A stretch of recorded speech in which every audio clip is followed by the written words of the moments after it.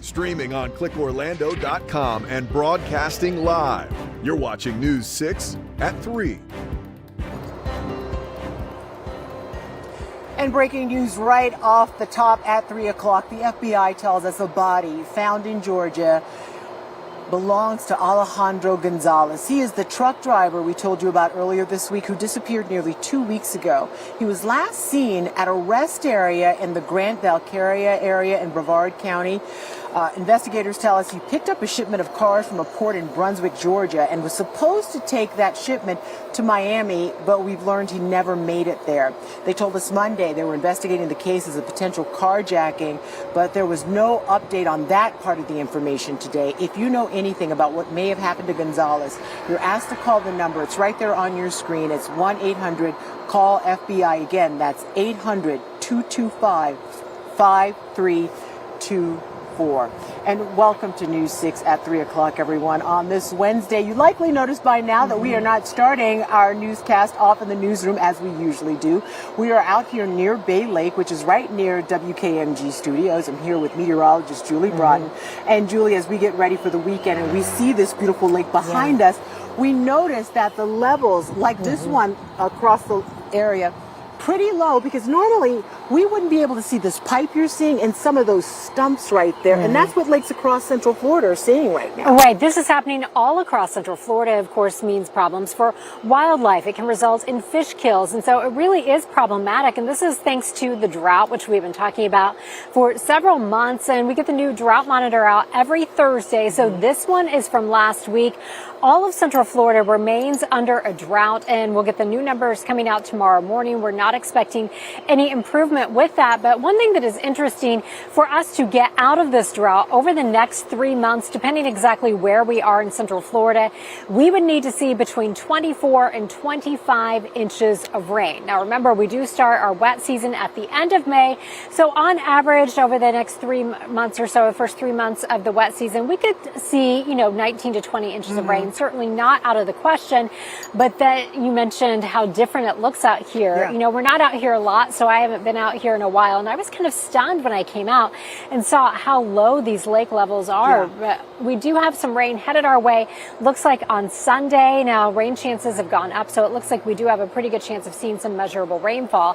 But again, it won't be drought busting rain, which is what we need. Yeah, but we definitely don't need the whole 25 inches at one time either, because the ground just won't absorb it. And you're right, it is shocking when you walk out here, because this is an area we can see it from our window in our studios, and sometimes we see wildlife, we see alligators and snakes out here, and we're not seeing a whole lot of that out here right now, and that might be due to the low levels we're seeing out here. Yeah, sometimes our neighbors' dogs also come and visit, so we get to come out for that. Lots of excitement always going around this lake. All right, we're going to send it back inside the newsroom now to my colleague Matt Austin. Matt. All right, well, ladies, we are keeping a close eye inside the newsroom here on what's going on in Tallahassee as your lawmakers try to figure out how to redraw maps, which could really change the complexion of voting and which seats goes to which party. So I want to bring in Mike Valenti here. Mike, I know you've been watching these meetings all day very closely. What are you seeing? Watching very close. In fact, I come bearing gifts. The live stream of the Florida channel right there, which I know we have live pics as well, because we don't want to miss any moment. The Senate is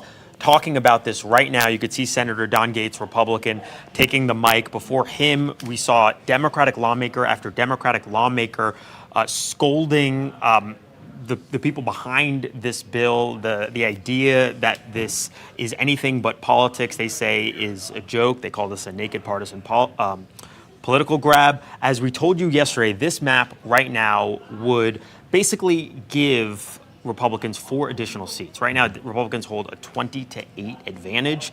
This would reduce that to 24-4, or at least that's the map that Governor Ron DeSantis gave to Fox News, color-coded and everything. Earlier today, the House passed this bill. The Senate right now is debating it. There are some Democratic lawmakers, including Carlos Guillermo Smith from Central Florida. They're imploring Republicans to join them to vote against this. He says we only need 3 more to stop this. But again, this is part of a larger picture, as you alluded to, across the country. Started with Texas, trying to redraw the maps there.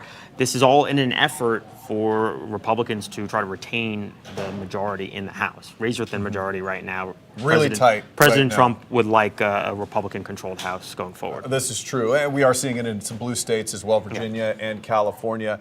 And nationally, we saw a big Supreme Court decision come down as well today. How is that going to impact? Yeah, Louisiana versus Calais, 6-3, voted on party lines, conservatives in the majority. It's not clear. We're still trying to figure out how exactly this might have direct implications here in Florida. You heard lawmakers, Democratic lawmakers on the floor reference that. They said, can we please have some time to absorb this? Basically, what the Louisiana case did is they said that Louisiana had an unconstitutional racial gerrymander. Now, DeSantis is using that as justification to try to invalidate what's called the Fair Districts Amendment, which was passed in Florida in 2010. He says one part of the provision, if that is invalid, the whole thing is invalid. And what the Fair Districts Amendment does, which is so critical here, it bans partisan gerrymandering. And that's at the center of all this. Democratic lawmakers say it's not exactly what the Louisiana versus Calais decision did, because it didn't completely gut Section 2 of the Voter Rights Act, but it did clearly undermine it. So that is a kind of a live ball going forward. The overall question is, can I gerrymander along partisan lines or along racial lines? Yes. And that's what the courts have been trying to decide. Racial gerrymandering or improper racial gerrymandering is unconstitutional under the 14th Amendment, but the Voting Rights Act does say you have to take some race into account. So it's a question of where the line is. Yeah. All right, Mike, thank you so much. Okay, Appreciate thank you. And while our state politicians try to figure out where those voting lines are and what is going to count, we're also taking a close look at Capitol Hill today in D.C. The Fed decided to keep rates where they are. This has a big impact on you at home, whether you're going to buy a house or a car or if you have a savings account. I want to bring in Donovan Myrie. He's our business analyst here at News 6. So what do you think the thought process was behind keeping these rates steady? You know, Matt, it's a pretty simple thing. I listened to the press conference for Jerome Powell. Listened to it started at 2:30 and stuff. You know what? Let me just go right to the bite. Here's what he said. Today, the FOMC decided to leave our policy rate unchanged. We see the current stance of monetary policy as appropriate to promote progress toward our maximum employment and 2% inflation goals. Developments in the Middle East are contributing to a high level of uncertainty about the economic outlook, and we will remain attentive to risks to both sides of our dual mandate. Going on there is basically, you're right. We did leave, or the Fed did leave the interest rates where they are. Okay, they're 3.5 to 3.75%. So basically, nothing has changed. The big question was what was going to happen because of the war over in the Middle East. That's been affecting energy prices, been affecting gasoline, aviation fuel, diesel fuel. Everything's been going up. The question was, those prices are going up. How much are they affecting the economy? The Fed's kind of like, let us see a little bit. We need more time. Yeah, it's been more time. You know, they need more time. So that's why everything has kind of stayed where it is, okay? So, good news and bad news. We've got good news for people, we've got bad news for people. Okay. Who gets the good news? So the producer was just talking in my ear. The good news is the savers. Okay, if you're saving money, okay, you can look on this graphic. If you're saving money, your interest rates are still pretty good. High 3s, 4% if you have a high yield savings account or a CD. So those folks are doing well. Bad news for the borrowers. Yeah. This much I know. Yeah, bad news for the borrowers. We were talking about this earlier. Okay, if you're looking at credit card rates, your credit card interest is still like 19%. I said this to you and you were like, you gotta be kidding me. If you are looking at buying a used car and you don't have very good credit, you might be looking at a 16% car loan. That's a lot. On top of already really expensive cars. Already really expensive cars. Okay. Last thing about what happened today, Jerome Powell. This was his last press conference as the Fed chair. Okay. His term is up May 15th. President Trump has already selected a new person. It is Kevin Warsh. Our producer in the control room says he claims him because Kevin Warsh is from Albany, New York. He's expected to have his confirmation done by May 15th. Powell will step down, Warsh will step in, but Powell still serves on the Fed as a governor. On the board, right? On the board, right. So he said that right now he is going to stay on the board. he was basically very not happy with these attacks on the Fed, and he's doing this to preserve the Fed because he really does believe that, we have to have an independent Fed. Yeah, okay. All right, well, we'll see what happens with that. Donovan Myrie, tons of information on what's going on with you and your finances in regards to Capitol Hill. We appreciate you. Thank you very much. Thanks, sir. All right, well, a guy was arrested running from police, and when you hear what was inside his car, or rather, who was inside his car, this one will make your blood boil.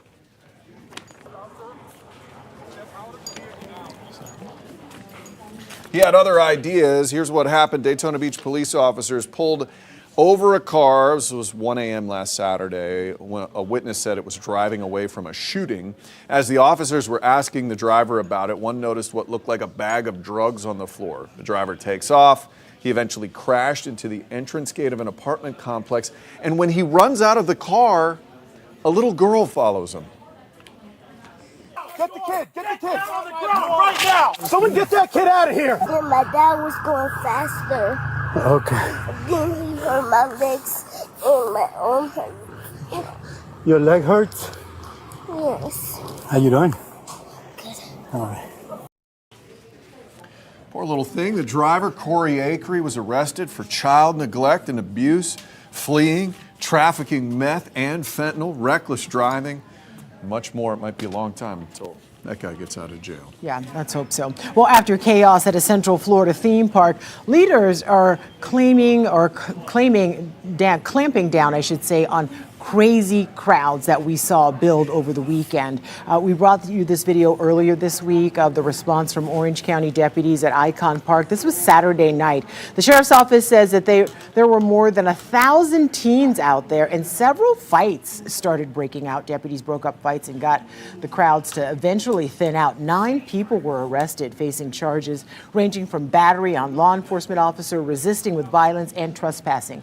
2 deputies were also hurt and taken to the hospital, but they were released shortly thereafter. So now, Icon Park is updating its chaperone policy, we're told. Now, at any point, they could require guests under the age of 17 to be accompanied by someone who is at least 21 years old. One person over 21 would not be allowed to be the chaperone for more than 6 people, 17 or younger. Now, chaperones must enter the park with the group, stay in the park at all times with them, and be reachable by phone at all times. And that's one of those things you're going to have to wait and see who abides by those rules. But how do you check to see if somebody's actually 21 years old with this group of people? Yeah, we've seen that in other places. City Walk, they came up with the rule after they had an issue one time to let's up the ages. But yeah, the question is, how do you make sure everybody monitor is that? of age? Some breaking news here. We just found out that the Florida Senate did pass that redistricting map. So we know it passed the House. They sent it to the Senate. The Senate has been debating it. We talked about that with Mike Valenti just a couple of minutes ago. They did, in fact, pass that map. So now I believe it goes to the governor. If he signs it, that's the deal. Those are the new maps with that mid-cycle redistricting taking place. We'll have more on that throughout the rest of the day. That's a huge story. We also have another animal has died after being rescued from a Central Florida themed attraction. This was this whole sloth thing that took place. Story. It's a terrible one to get through, but let's take you through it. Central Florida Zoo tells us Bandit the sloth has died.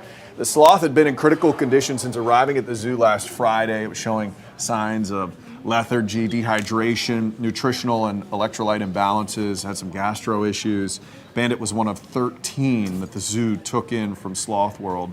That's actually him. We were worried about him. FWC is currently investigating Sloth World after 31 animals died in their care. Yeah, that was our last report on Bandit last night, that he wasn't reaching up and Wasn't climbing doing and very hanging, well, which yeah. is one of the key signature moves that a sloth is healthy and doing I okay. hate to see it. Well, a delivery system of the future is one step closer to becoming a reality. We're going to show you where and what some of you are saying about it. That's coming up next.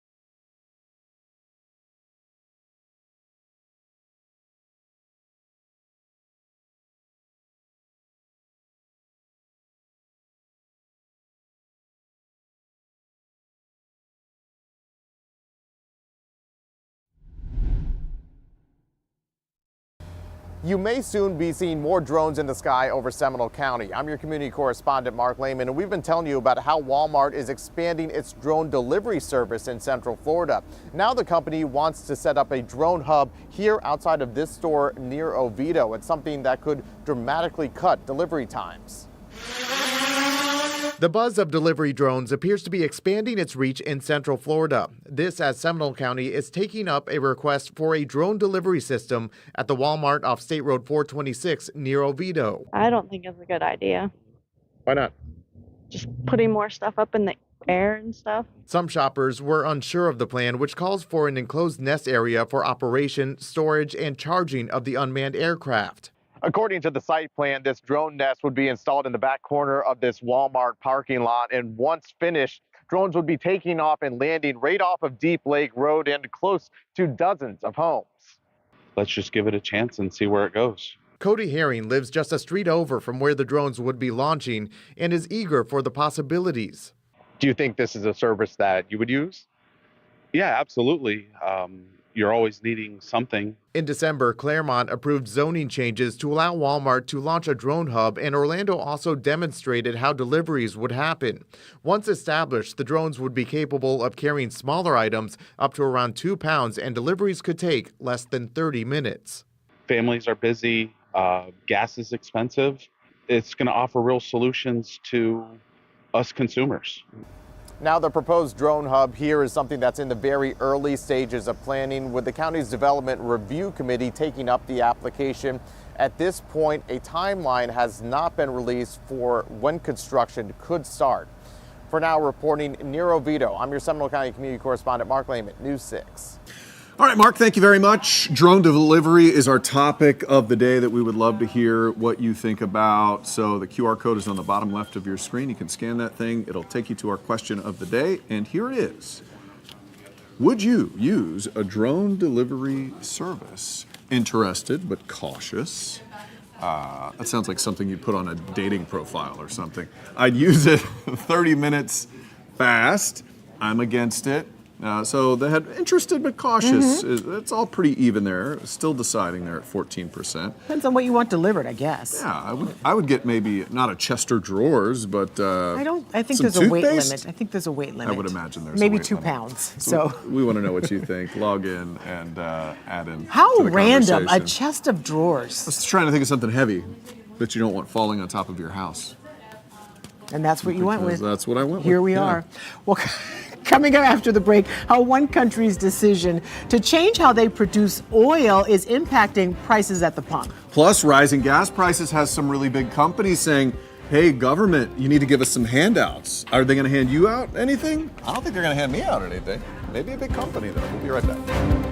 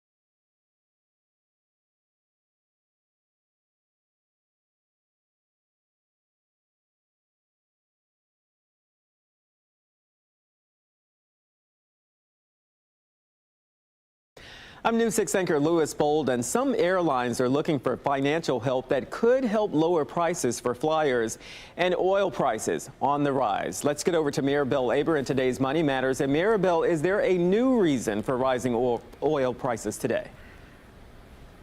Let's talk that through, Louis. Global oil prices rose higher overnight after the United Arab Emirates announced it's pulling out of OPEC, the group formed in 1960 to stabilize the world's oil supply. The UAE is one of 12 member nations, along with Iran, Venezuela, and Saudi Arabia. Its energy minister says the move is necessary to balance production between its national interest and global demand. Right now, Brent crude is trading around like $114 a barrel, while U.S. oil is hovering around $103. The average national price for a gallon of unleaded hit $4.23 this morning, according to AAA, a 4-year high. Louis. Wow, just going up. And Mirabel, some airlines are looking for financial help, which could help flyers if it came through. Well, a trade group of Discount Airlines is seeking a $2.5 billion government bailout. The Association of Value Airlines represents carriers like Spirit, Frontier, and Allegiant, and they say the money would help offset rising fuel costs and other pressures. Its executive director says support could help keep fares lower industry-wide. The Transportation Secretary says there's no federal funding available right now. And then you got Spirit, who also separately requesting $500 million following its second bankruptcy. That is a lot of money. Mirabel, thank you. We know you'll watch it. And remember, for the latest money and consumer news anytime, just head to our website, clickorlando.com. All right, after the break, it's a fishy fire in a problem spot in Brevard County, and now investigators are questioning why this happened. We'll have more on that coming up. And coming up on the news at 4 o'clock, a crazy case. A Central Florida man armed with a torch and a samurai sword behind bars in another county. We're talking to some of his neighbors about just who this guy is and the concerns they now have. Coming up in the morning, tackling traffic in Osceola County, where leaders are asking for your input about a big road project. Plus, a local woman ends up losing thousands of dollars trying to get a puppy. The News 6 investigation you need to see so you're not a victim. Join us for News 6 Mornings starting at 5.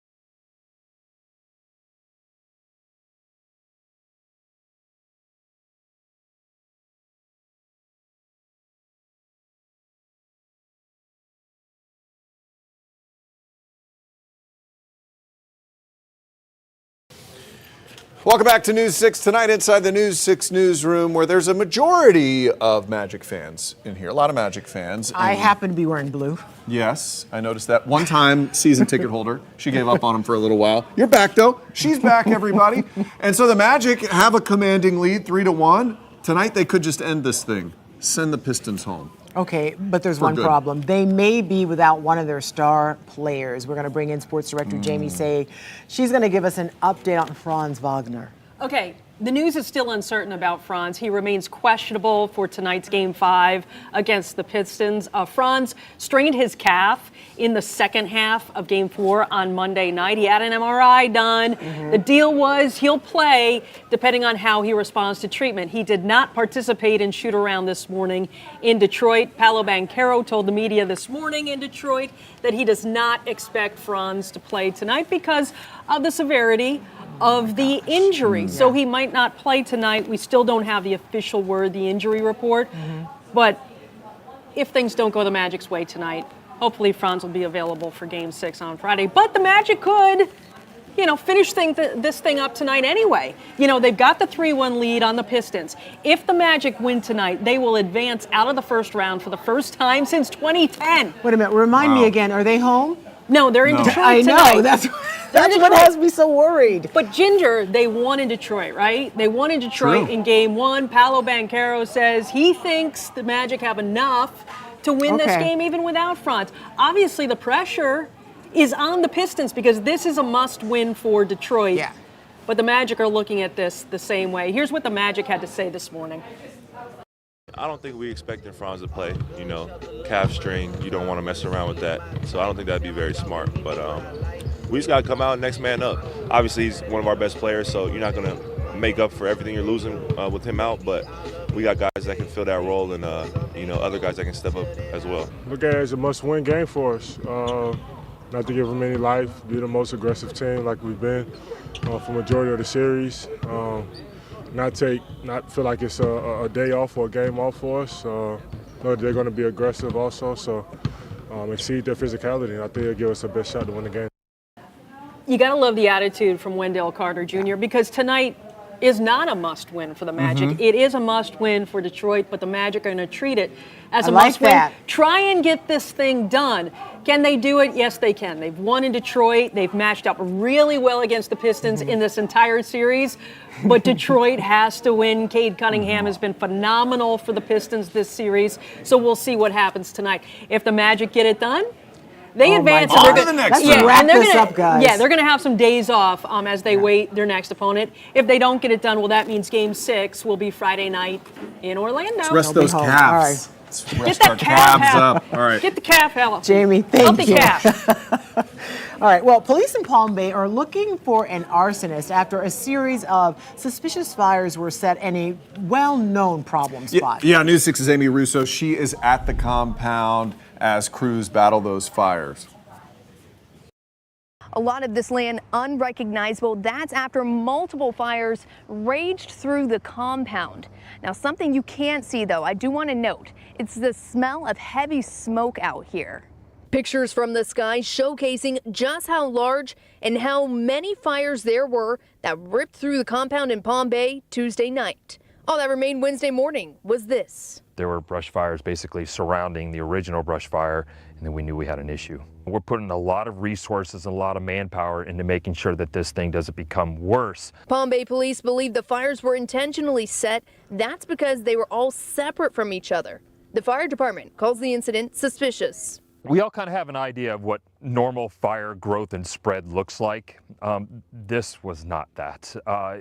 9 fires sort of burning independently of one another in the way that they were burning, in the areas, the distance. It just was strange, not normal. Here's video from News 6 viewer Tyler Grace that showcases black smoke filling the sky from different locations. While officials do say the fire is 100% contained, we've still seen several hot spots out here, including this one. It's probably the biggest one we've seen, where you can see flames still visible on that log and smoke just billowing into the air. We drove around the compound to get a ground view of the charred remains. All of this dead. Take a listen to this. Crews say it took a lot of manpower and a lot of water to get the fires under control. Our water tenders carry between 3,500 and 4,000 gallons of water. Those guys were shuttling dozens of time between the 3 tenders that we had out here, plus all the water that's in the engines. Crews are remaining on scene, keeping tabs of the area. As far as a suspect for the potential arson, police are asking anyone with information to come forward. In Palm Bay, Amy Rousseau, News 6. Looks rough out there. Amy, thank you so much. All right, well, a man who was charged with sexually assaulting a woman who was out for a jog. Turns out the guy was set to be sentenced this morning, but things, it seems, started to change. Yeah, but he has a new attorney right now and a new request for the judge. As your Seminole County community correspondent Mark Lehman explains, he wants his original plea tossed out. Going into today, the criminal conflict attorney for Patrick Gamache filed a motion to continue the case, which was granted. It means the sentencing has now been pushed back a few weeks. Meanwhile, the judge has yet to hear the motion to withdraw the defendant's plea. Now, this is video from back when Patrick Gamache was arrested in August. Deputies found him not far from the Seminole-Wekiva Trail less than 24 hours after he allegedly forced a woman to the ground and assaulted her. By the time deputies found him, he was shirtless, shoeless, and standing on the on-ramp to I-4 eastbound near 434. It turns out he had just gotten out of jail in Miami days earlier. That was for a 2023 robbery case. For this case, Gamache pleaded no contest to sexual battery charges in March, but his new attorney claims he was forced into that decision. So at this point, sentencing has been scheduled for May 19th. But so far, paperwork has not been filed for when a judge will hear the motion to withdraw a plea. We'll keep you updated with those details as they come in. Reporting in Sanford, I'm your Seminole County community correspondent, Mark Lehman, News 6. All right, we are getting an update now on repair efforts in Lake County after a road, a very popular road there, was destroyed late last year. The city of Mount Dora says crews are continuing to make progress to reconstruct Donnelly Street. New drainage pipes have been fully installed and work is ongoing to prepare the road base before it is paved. Crews are still installing erosion control mats, which help stabilize the soil and support plant growth to help prevent washouts in the future. Large rocks have also been placed along drainage areas to slow water flow, which helps protect pipes and the infrastructure. Donnelly was washed out 6 months ago in late October after Mount Dora and Eustis got 15 to 19 inches of rain in just a matter of hours, causing flash flooding, washing out part of that road. The city says the project should wrap up sometime next month. Now, the opposite issue is taking place in Lake County, where they're dealing with a very sticky situation. Let's take a look at fire crews photos here. They posted them responding to calls about a horse and a bull stuck in some dried up ponds. This is in the Bay Lake area. Look at that thing up into its shoulders. Both animals were trapped in thick mud. They could not get out on their own. First responders worked carefully to keep the animals calm while figuring out how to get them out safely. And let me be the first to tell you, when these ponds dry up, that mud is kind of like quicksand. I spoke to a local farmer, is on that very same road, by the way, Bay Lake Road, earlier this month, whose goats were getting stuck in that similar gunk after a pond on his property dried up. I even got in as well, and I got to feel the wrath of the quicksand. I only went about knee deep, but I can tell you, it was not easy to get out of there. I thought I was going to have to leave those waders in that pond. Also known as your pants. Would have been awkward. Yeah. But definitely something to keep tabs on, especially in Lake County, the middle of the state there, they really need some water. Well, now you start to realize in the rural areas like that, how many animals have actually died because they haven't been rescued. Right. We may never know those numbers because they don't That's have, a good question. some of those places don't have cameras everywhere, so sorry about that. Well, another rescue operation, this one happening in Marion County on a smaller scale. Take a look. The sheriff's office posted these photos of a black bear cub. Deputies stumbled upon this little thing last night. They realized the cub was all alone and appeared to have an injured front leg. And with no mama bear in sight, they took the cub, named Marshmallow, to the Brevard Zoo's rehab center to recover before it is returned to the wild. But look at it, it looks so helpless there, but the one thing you do want to be mindful of, and they checked, it's like make sure there's no mama around, because it's unusual for a little cub to just be by itself. Yes, you wouldn't want to take the little cub without, but hopefully it'll be reunited or something, yeah, I don't know. exactly. Thing's got to fit. Look at that. It looks like it's up to something. It's a trap, everybody. It's just fine. It's a little middle child right there. All right, a place for special guests to relax while they're at Disney is getting reimagined out there. So let's take you inside. This is good stuff. Disney World reimagined the Wish Lounge at Magic Kingdom. The private space is designed specifically for those Make-A-Wish families to rest and spend time together, and they get to meet some of their favorite characters at the same time. So this looks really nice, really luxurious for those families who are going through some sort of terrible illness, and Disney takes care of them with the Make-A-Wish Foundation. They deserve all that goodness that's coming their way, for sure. Okay, we say it all the time, but it bears repeating because we have so many new people who move to this area day in and day out. Our newsroom is a lot of new news people. Okay, the time to prepare for a hurricane is not when you hear about it. It is right now when there is nothing on the horizon. But volunteers are working right now to get ready for storms. Still years, that's really preparing. These storms are years down the road. The Adopt a Mangrove program, the Sanibel Captiva Conservation Foundation's Coastal Watch, helps bring natural protections to Southwest Florida waters. More than 700 volunteers adopted more than 1,800 mangroves. This was last fall. They grow the baby tree for a few months, I should say, and then they bring it back where the organization plants it at a restoration site. The goal is to simulate a second generation of growth with the hope of mangroves maturing and Mother Nature then takes over. There's still areas that we're not seeing a lot of natural recruitment after Ian, and then those that did, we had another setback with Helene and Milton. Their roots will come out like little legs and trap those propagules that help with that natural recruitment. I don't think I've ever seen a baby mangrove. The Brevard Zoo has a similar program helping to plant mangroves in the Indian River Lagoon, and that's what it's all about. You have to prepare for the future and think about the next generations to come. Yeah. Those mangroves have really intensely strong root systems that do. keep that sand there. It's a beautiful natural solution to a problem we're having. All right, coming up after the break, we're going to take a look at the forecast with meteorologist Julie Broughton. Plus, the bathroom bandit. Police tracked down in one community and how they did it when we come back.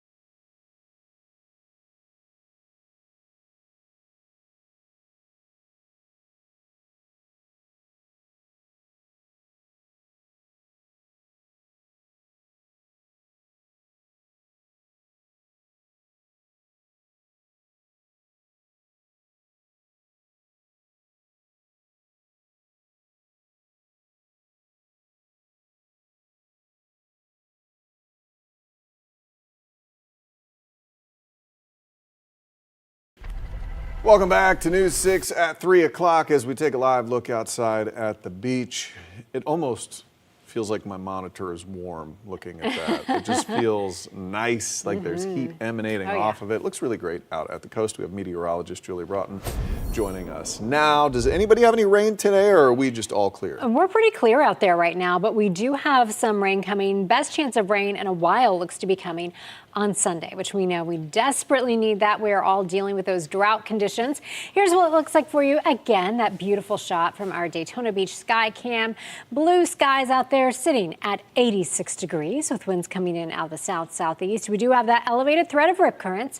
Temperature-wise, look at that. The Villages, you are checking in at 90 degrees. It is 89 right now in Ocala, 88 if you are in Claremont, and 86 in Orlando. Now here's a look at our drought monitor numbers. Of course, all of us are dealing with drought conditions everywhere in Central Florida. So look at these numbers. This is what we would need to end the drought over the next 3 months. So anywhere in Central Florida, we're talking about between 24 and 25 inches of rain needed over the next 3 months.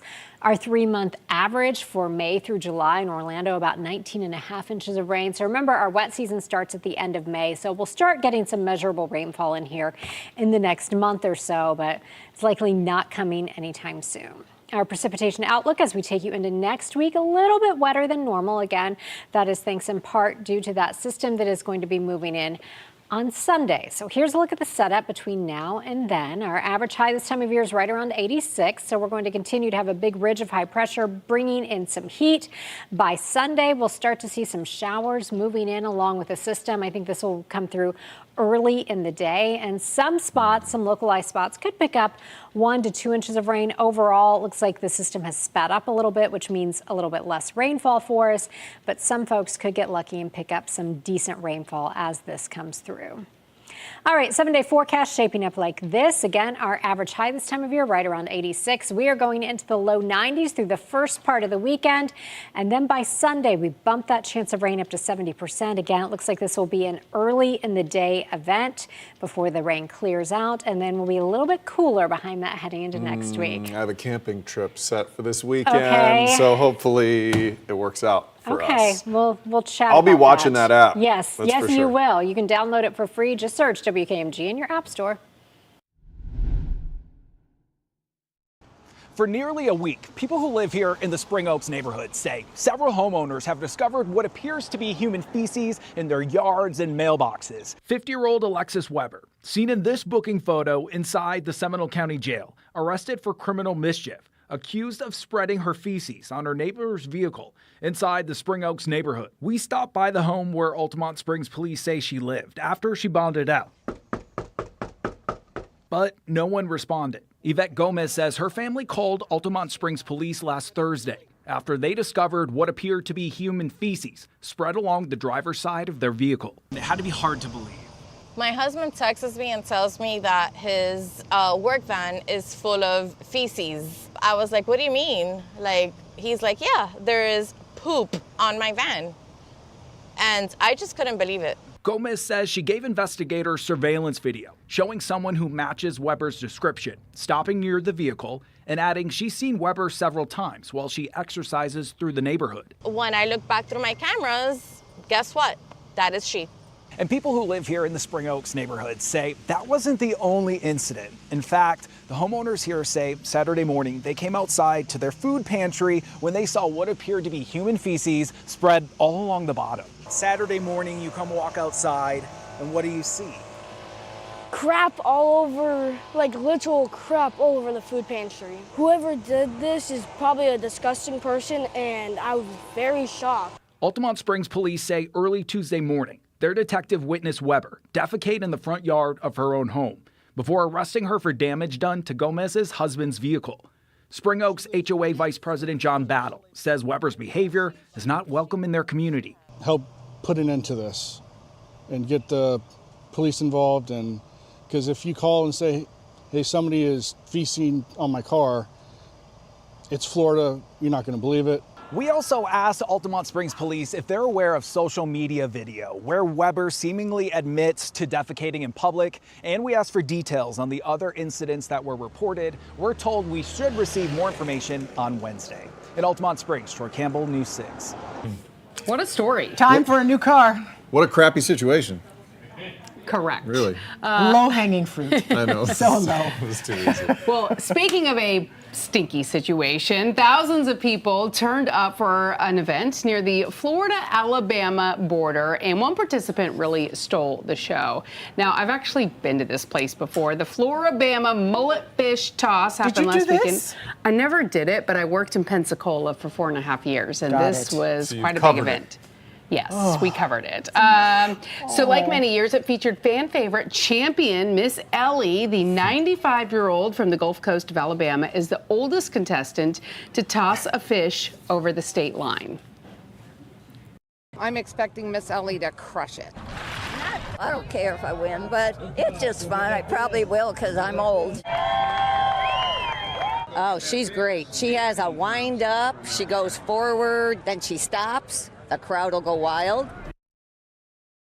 Just need a little more height. She's 95 years old, right? I know, it's great. Yeah, it is incredible. So this event is much more than just tossing dead fish. People attending pay $20, which goes as a donation to charities in the area, including the Boys and Girls Club of Escambia and Baldwin County. So do you go overhand or do you go underhand? I What's guess the better way to do whatever it? you want. The more important question, are the fish dead? Yes.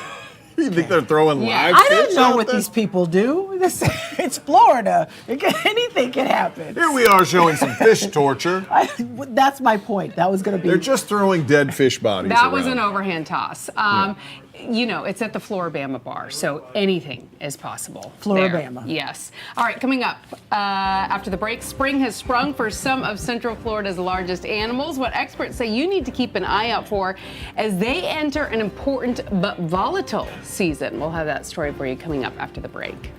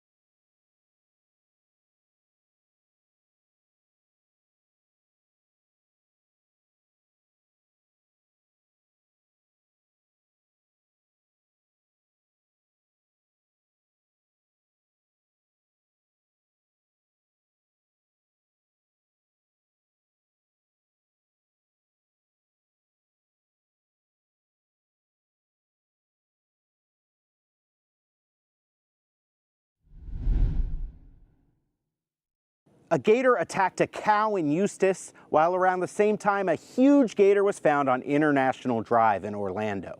I'm News 6's Alex Cook. Pine Meadows Conservation Area is now closed after officials say a gator attacked a cow, injuring it so badly that the cow had to be put down. And that's not the only gator incident within the last couple days.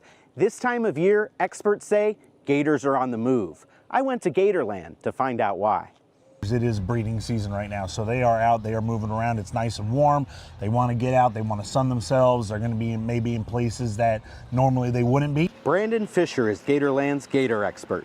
He says it takes a big brazen gator to try to attack a cow. If it was an adult cow, what size gator are we probably talking about? I mean, that would, if it's an adult cow that was grabbed, that's a pretty big alligator. I mean, it could be anywhere from 10 feet and above. But I do hear stories that happen a lot on the ranches here in Florida. But another large gator popped up in an unexpected spot over the weekend, right in the heart of the tourist corridor on International Drive.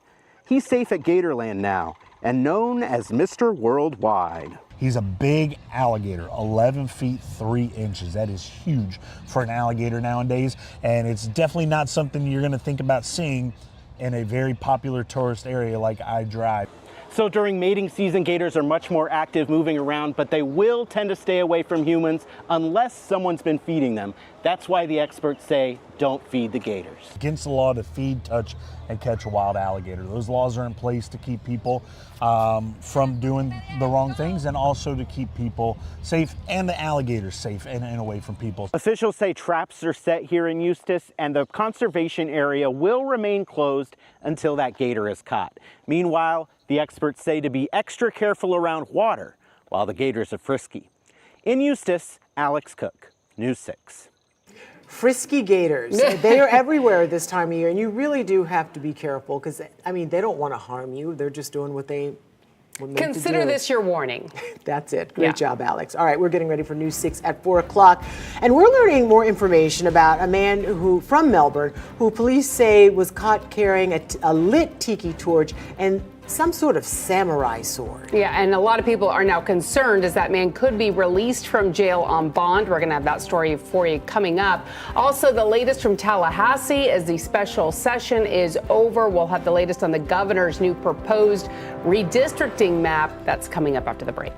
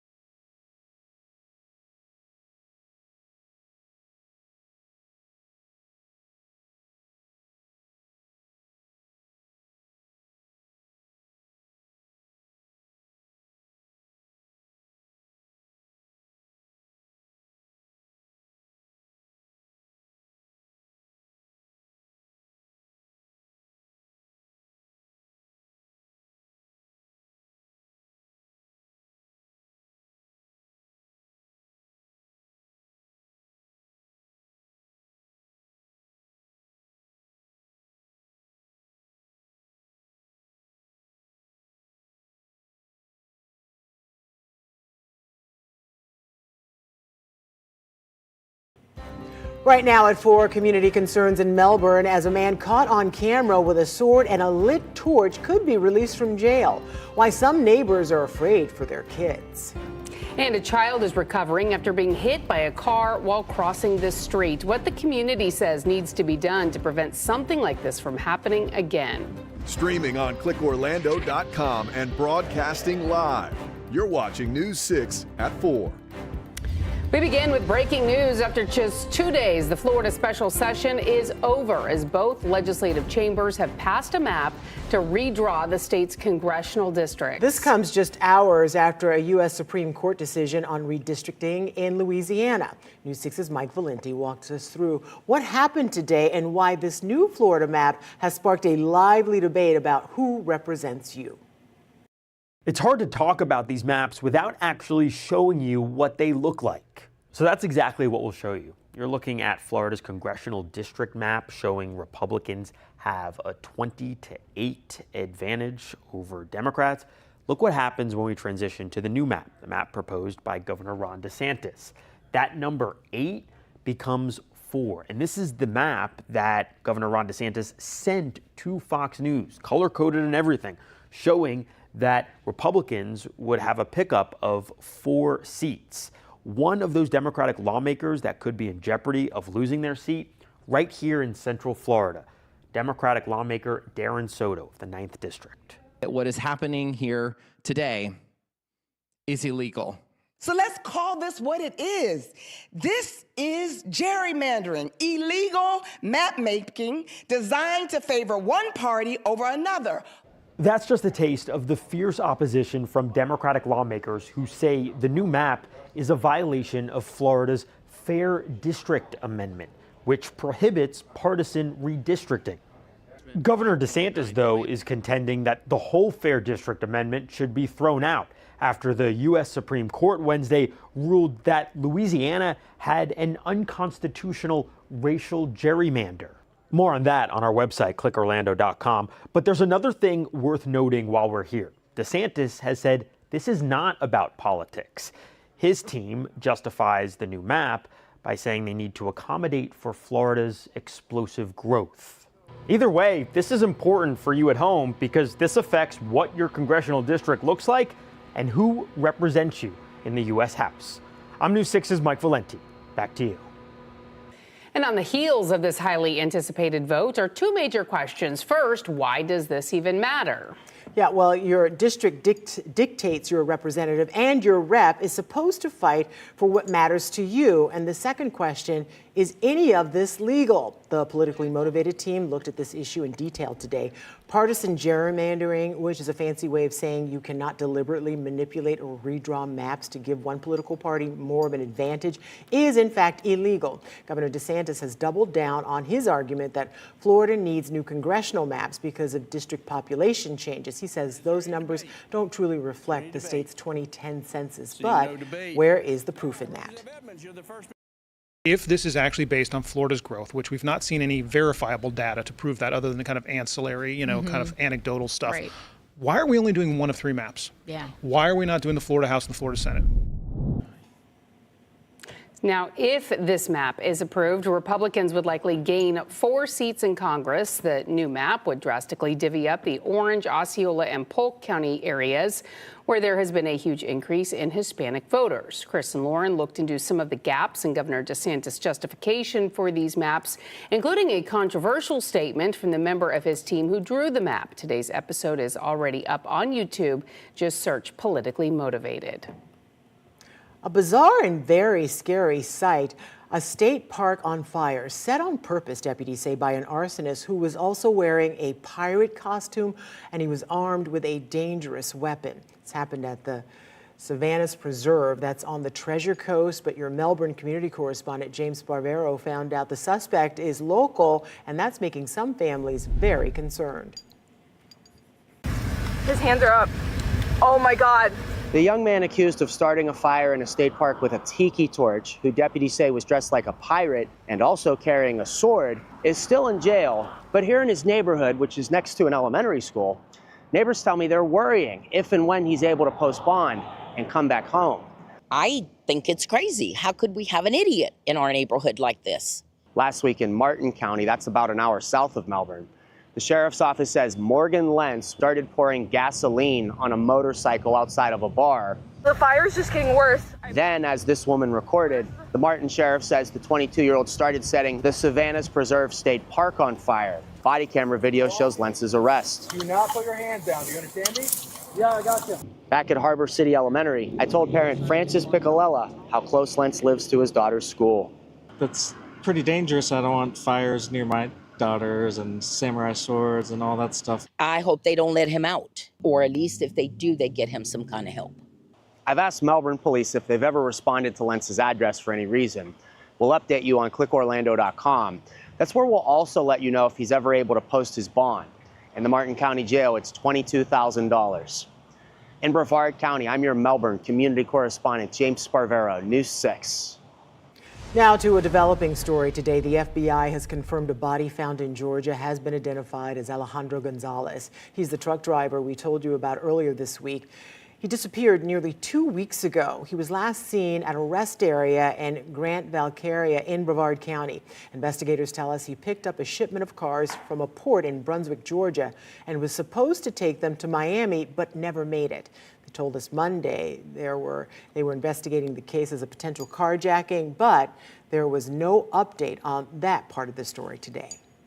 Switching gears now to your forecast as we take a live look at our camera in Daytona Beach. It was a hot day across Central Florida, maybe even record-setting in some spots. Meteorologist Julie Broughton joins us now with more on that. Julie? We are looking at heat continuing to build as we move through the next several days. We'll be in the low 90s as we head toward the end of the week and into the weekend.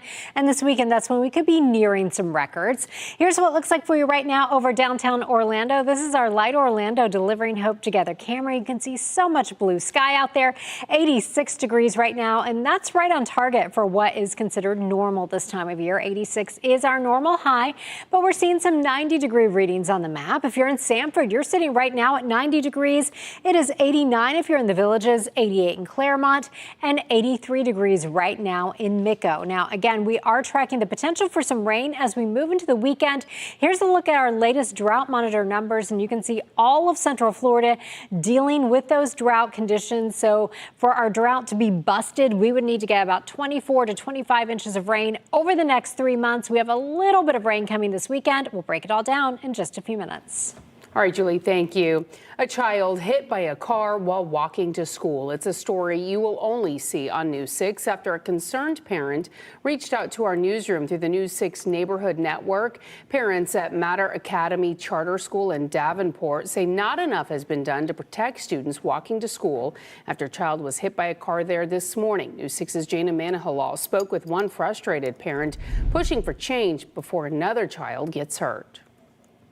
That's right. I'm in front of Mater Academy in Davenport. That is the crosswalk where the child was hit, according to parents here. But I want you to take a look at this. This is Ronald Reagan Parkway, and look at how fast some of these cars are going. That's because the speed limit here is 45 miles an hour, and there's no school zone. I'm very angry. I'm very disgusted. This parent at Mater Academy says she's frustrated after a child was hit in a crosswalk while going to school. The Polk County Sheriff's Office does tell me that an 11-year-old boy was hit here by a vehicle after he got out of his mom's car while she was in the drop-off lane, and he was trying to get to school. Now, they say that he had minor bruises but was airlifted to a local hospital. Deputies tell me the boy is going to live and the driver was not cited or arrested since this was just an accident. We have reached out to the district. We had reached out to Polk County to obtain a school zone, and we have had no response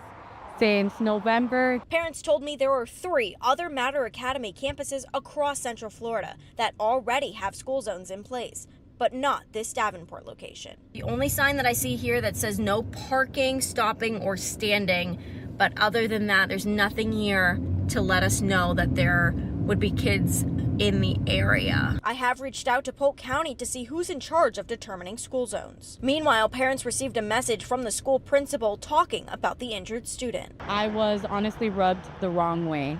It was pretty much stating us to keep quiet and to not inform anyone, to keep it under wraps. stand up for our children, keep our children safe. I am still waiting on a response from Matter Academy about their next steps as a school moving forward. Once I have that response, I'll bring it to you here and on clickorlando.com. In Davenport, I'm Jana Manahalal, News 6. Former FBI Director James Comey briefly appeared in court today on charges of making a threat against President Trump in an online post. The federal charges stem from a now deleted social media post. The Justice Department claims this photo that Comey posted online threatened the president. 86 can refer to getting rid of something, and Trump is the 47th president. Yesterday, Acting Attorney General Todd Blanche announced a grand jury indictment on 2 counts threatening the life of the President of the United States and transmitting a threat in interstate commerce. This morning on CBS, Major Garrett asked AG Blanche if this case was just political rhetoric or a serious issue. Of course it's serious when you threaten the President of the United States, and anybody that tries to put forward some narrative that this is just about seashells or something to the contrary is missing the point. You cannot threaten the President of the United States. That's not my decision. That's Congress's decision in a law that they passed. And so, yes, of course this is a serious case. The Justice Department would not say if there are other charges forthcoming in relation to alleged threats against the president. Last year, a judge dismissed separate charges brought against Comey, finding the prosecutor in that case was appointed illegally. A man in Volusia County runs away from police while holding a child. And today we are seeing what exactly happened. Coming up, the dramatic police body cam and where police ended up catching the man. And the Florida scrub jay is one of Florida's most unique birds, so the News 6 insiders hit the trail to see the beautiful creature firsthand. You're watching News 6 at 4 as we take a live look at our camera in Daytona Beach. We'll be right back. This portion of the news is sponsored by True Deals Realty.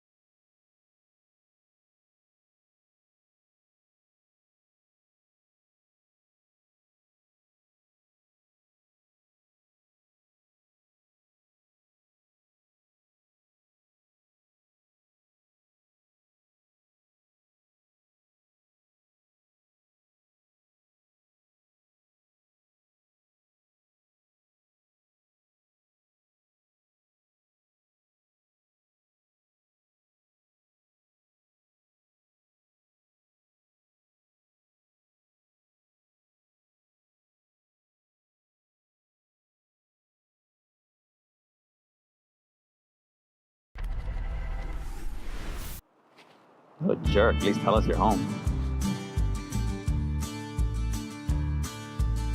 If you saw a streak of blue and gray feathers fly past you into the scrub, you'd be forgiven for thinking you just saw a blue jay. Not by me, of course, but by somebody. Probably. Not our bird. Meet the Florida scrub jay, a picky bird that lives in a very particular habitat. And that habitat is only here in Central Florida. Scrub is Florida's oldest and most endangered habitat. It's dominated by shrubs, pine meadows, scrub oak, and wildflowers. I know all of that information off the top of my head. Scrub jays live in Florida scrub, a dry, sandy habitat with low oak shrubs and open patches of sand. Paradise, if you're a charismatic blue and gray bird. Also, the dry part seems to be relative.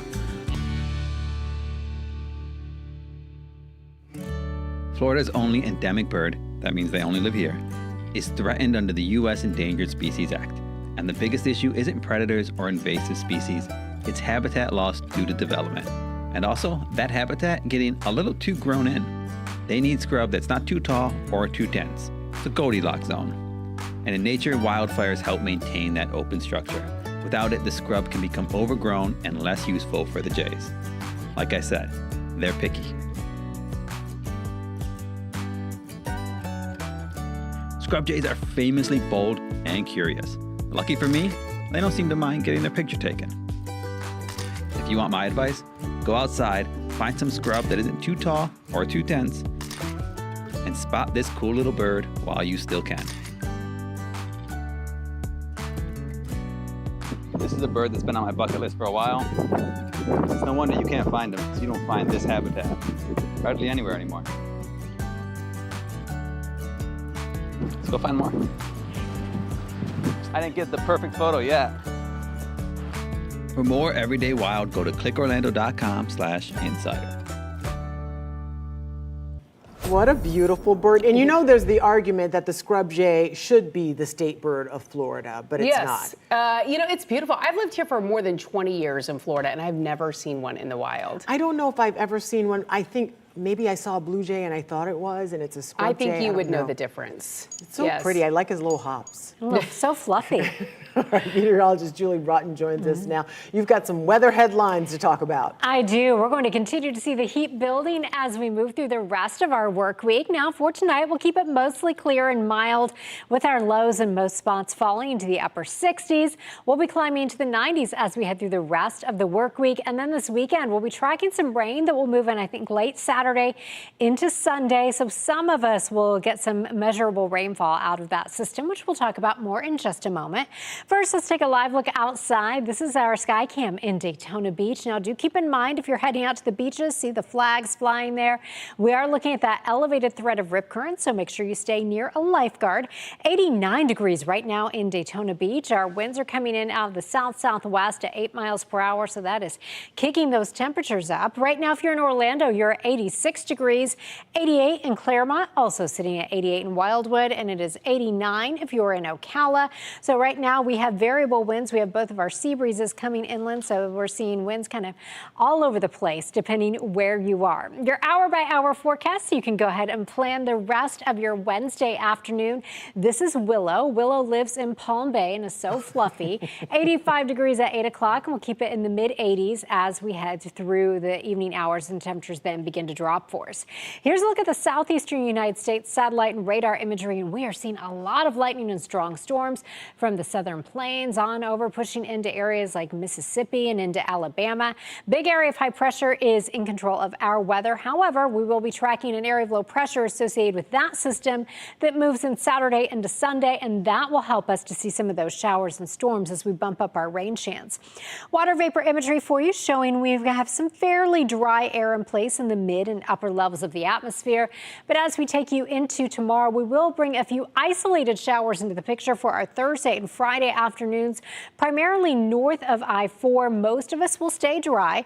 Take you into Friday, clouds a little bit thicker for our Friday morning. Then by Friday afternoon, up in areas like Marion County into Flagler County, you could see a few isolated showers. Now, taking you into the weekend, that's when we're watching that stronger system to drop into the area. So this system, we've been talking about it for a few days. It looks like now it is speeding up and will likely be a late Saturday, early Sunday event. So by 8, 9 o'clock Saturday evening, we could start to see some pockets of heavier rain in our northern counties. I do think this particular model is a little overdone with the intensity, but I think timing-wise, it's likely pretty good. But some of you could see some pockets of heavier rain through the overnight hours, and then that will clear out by Sunday midday. So for tonight, our overnight lows fall to 68 in Orlando. If you're in the Villages, you'll go to an overnight low of 65 and 69 in Cape Canaveral. 7-day forecast looking like this. High staying in the low 90s. Isolated showers tomorrow and Thursday before rain chances go up this weekend, and we cool it down a little bit to start next week. Julie, thank you.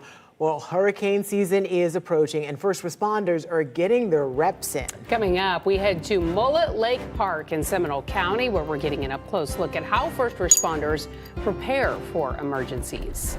And this is a live look at downtown Orlando from our Light Orlando Delivering Hope Together camera. You're watching News 6. We'll be right back.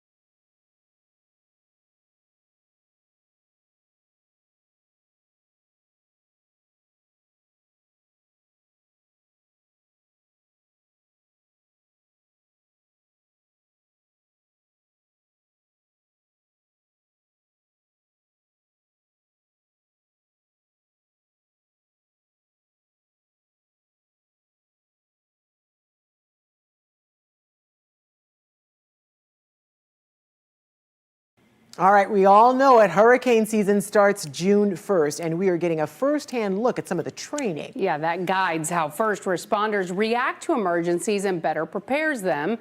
Your Seminole County community correspondent Catherine Silver is at Mullet Lake Park. When emergencies happen, these are the task forces that respond, and this is the training that's critical for them. They're called urban search and rescue teams, and agencies from across the state are part of them, including crews from Orange and Seminole counties. This is part of the water rescue and search training happening at Mullet Lake Park as part of a state-led annual exercise.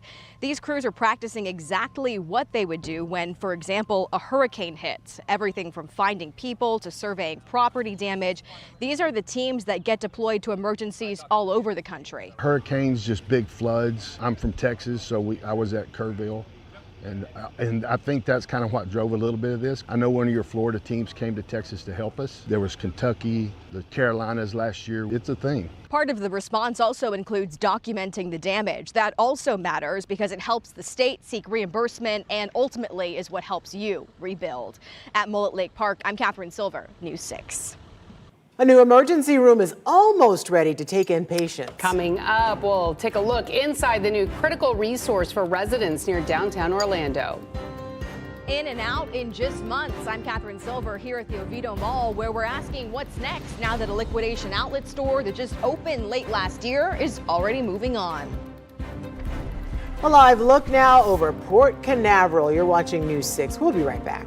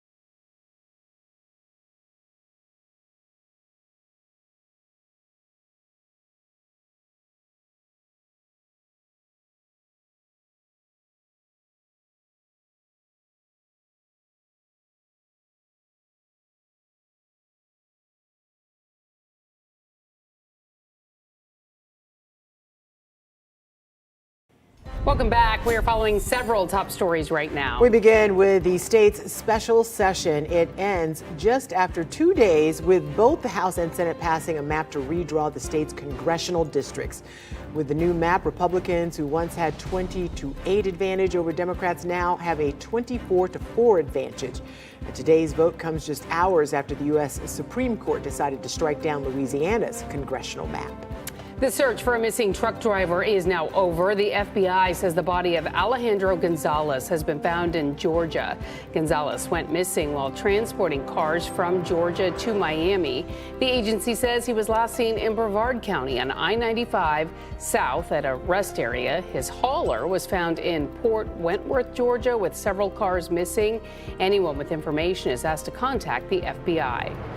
In Polk County, parents are frustrated, demanding something be done after a child was hit in the school crosswalk this morning at Mater Academy in Davenport. An 11-year-old boy was hit while getting out of his mom's car in the drop-off lane. In that crosswalk lane, we discovered there is no school zone. Parents say they have reached out to request a school zone, but so far no response. As for the 11-year-old, he's recovering from minor bruises. New video from Daytona Beach police shows the moment a father is pulled over and flees with a child in hand. Officers say the suspect ran from them in his car and then took the child on foot into the woods where he was finally caught. Your Volusia County community correspondent Molly Reed has the video and explains why police were chasing him. Corey Acree is still in the Volusia County jail here. Police say he ran from them, endangered his child, and they found drugs on him. Police say they originally stopped him thinking he was also involved in a shooting. Everything that has happened to you this evening, sir, is a direct result of your actions. As Daytona Beach police arrest a father, other officers work to calm down a scared child. That's so cute. Daytona Beach police say this is their officer's body camera videoing them stopping the father, Corey Acree, on Williamson Boulevard over the weekend. Reason I'm stopping is this car might have been involved in a shooting. Were you anywhere? Were you shot at or anything like that? No, sir. Officers say they asked Acree to take a bag out of the car that looked like it had drugs in it, but that's when he took off. Step out of the vehicle now. Police say Acree crashed into an apartment complex gate, but when he got out of the car, officers realized he wasn't alone. We got a black male bailing out, small child, little baby bailing out with him. Clear car. He's got a very small baby with him. Get on the ground! Show me your hands! Police getting the child to safety. Hey. Got him? Come on. I know. Come on. I got you. Yeah, my dad was going faster. Okay. Then he hurt my legs and my arm hurt. Your leg hurts? Yes. Then they arrested Acree. Is that scary? Yeah. I'm glad you're okay? Now, as far as that shooting police originally stopped him for, I followed up with police today to ask them where that stands because he's not currently facing charges for it. Police say they determined he was involved in the shooting, but they are still investigating it. He will be back in court on Thursday. I'm your Volusia County community correspondent Molly Reed, News 6. All right, we are just a few hours away until tip-off in Detroit. The Orlando Magic are looking to punch their ticket into the Eastern Conference semifinals. They lead the #1 seeded Pistons 3-1. The Magic hosted Game 4 on Monday. Desmond Bane led the scoring with 22 points. The Pistons superstar Cade Cunningham had a game-high 25, but that was not enough. 94-88 was the final. If the Magic win tonight, they will face either Cleveland or Toronto. Their series is tied 2-2. If they lose tonight, they will return home to host Game 6 on Friday. Long ER wait times can be frustrating, sometimes even life-threatening. And now a new option in downtown Orlando is aimed at getting patients in and out faster without ever stepping foot inside a traditional hospital. Your Orange County community correspondent Jarrell Baker tells us more. This week, HCA Florida just opened up this massive, more than 11,000 square foot freestanding ER right here in downtown Orlando off of Peachtree Road. The hope is that it can alleviate some wait times and also provide more services to people in the area. And this is kind of our most critical room. This is our trauma cardiopulmonary resuscitation room. Now, the facility features 11 private treatment rooms and CT, ultrasound, and x-ray machines, plus much more. It's all to help bring more services to close to patients and also meet the growing need. According to HCA officials, 175,000 patients living within a 15-minute drive of the downtown location visits a local emergency room each year. A lot of us are familiar with going to a big hospital and having to sit in the waiting room a long time. We typically don't have that problem here. We're able to see people quickly. We have everything on site quickly. We're not dealing with addressing other inpatients or other patients who might be at a hospital, not just the ER. We are just an ER. Now, this will now be one of 30 freestanding ERs that have opened up here in Central Florida, and it will be one of 19 of those ERs that have opened up in the past 4 years. I'm your Orange County Community Correspondent, Jarrell Baker. Gas prices continue to spike across the nation and especially right here in Florida. According to AAA, the national average for regular today is $4.22 a gallon. That is slightly higher than the state average of $4.15. And compared to last week, it is up almost 20 cents when the average was $3.97. These prices are the highest in nearly 4 years. It's because of the ongoing closure of the Strait of Hormuz. Brent crude was up 5% this morning to more than $116 a barrel. Today, the UAE announced it was leaving OPEC, which would give it the freedom to pump more crude, possibly bringing down those prices. Last week, the U.S. exported a record amount of crude to Europe and Asia as those regions work to replace barrels trapped in the Middle East. A liquidation outlet store that just opened at the Oviedo Mall on Black Friday and promised to bring new shoppers to an aging mall will be closing next month, and now we know why. Your Seminole County community correspondent Catherine Silver went back there today to find out what's next. You probably remember Crazy Hot Buys. It just opened 5 months ago, but we're learning at the end of May, this location will be closing. We were the first to take you inside the store before it even opened to the public back in November, just in time to bring new foot traffic to a mall that's been working for years to keep up with the e-commerce age. I spoke to the owner on the phone, and he says since they've opened, they've been successful and they've brought customers to the mall. But they don't own this space, they lease it, and the landlord had the right to terminate that lease if they gave enough notice. We were hoping we could keep them longer, but we have a plan for that space now. Can you tell us who will be moving in? No.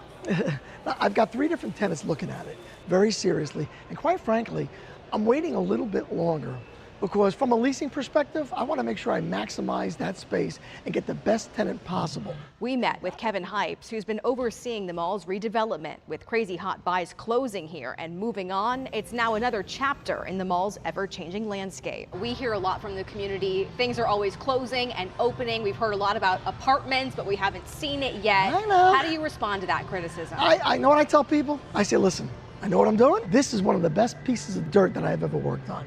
It's gonna happen. It just takes time. You got 4 different property owners on this mall property, and all 4 have to agree to everything before you can go forward. Hypes did tell me part of planning for the mall's future includes moving away from retail and more towards residential. This is where they've been planning to build apartments where the old Macy's used to be, but right now it still just says future development.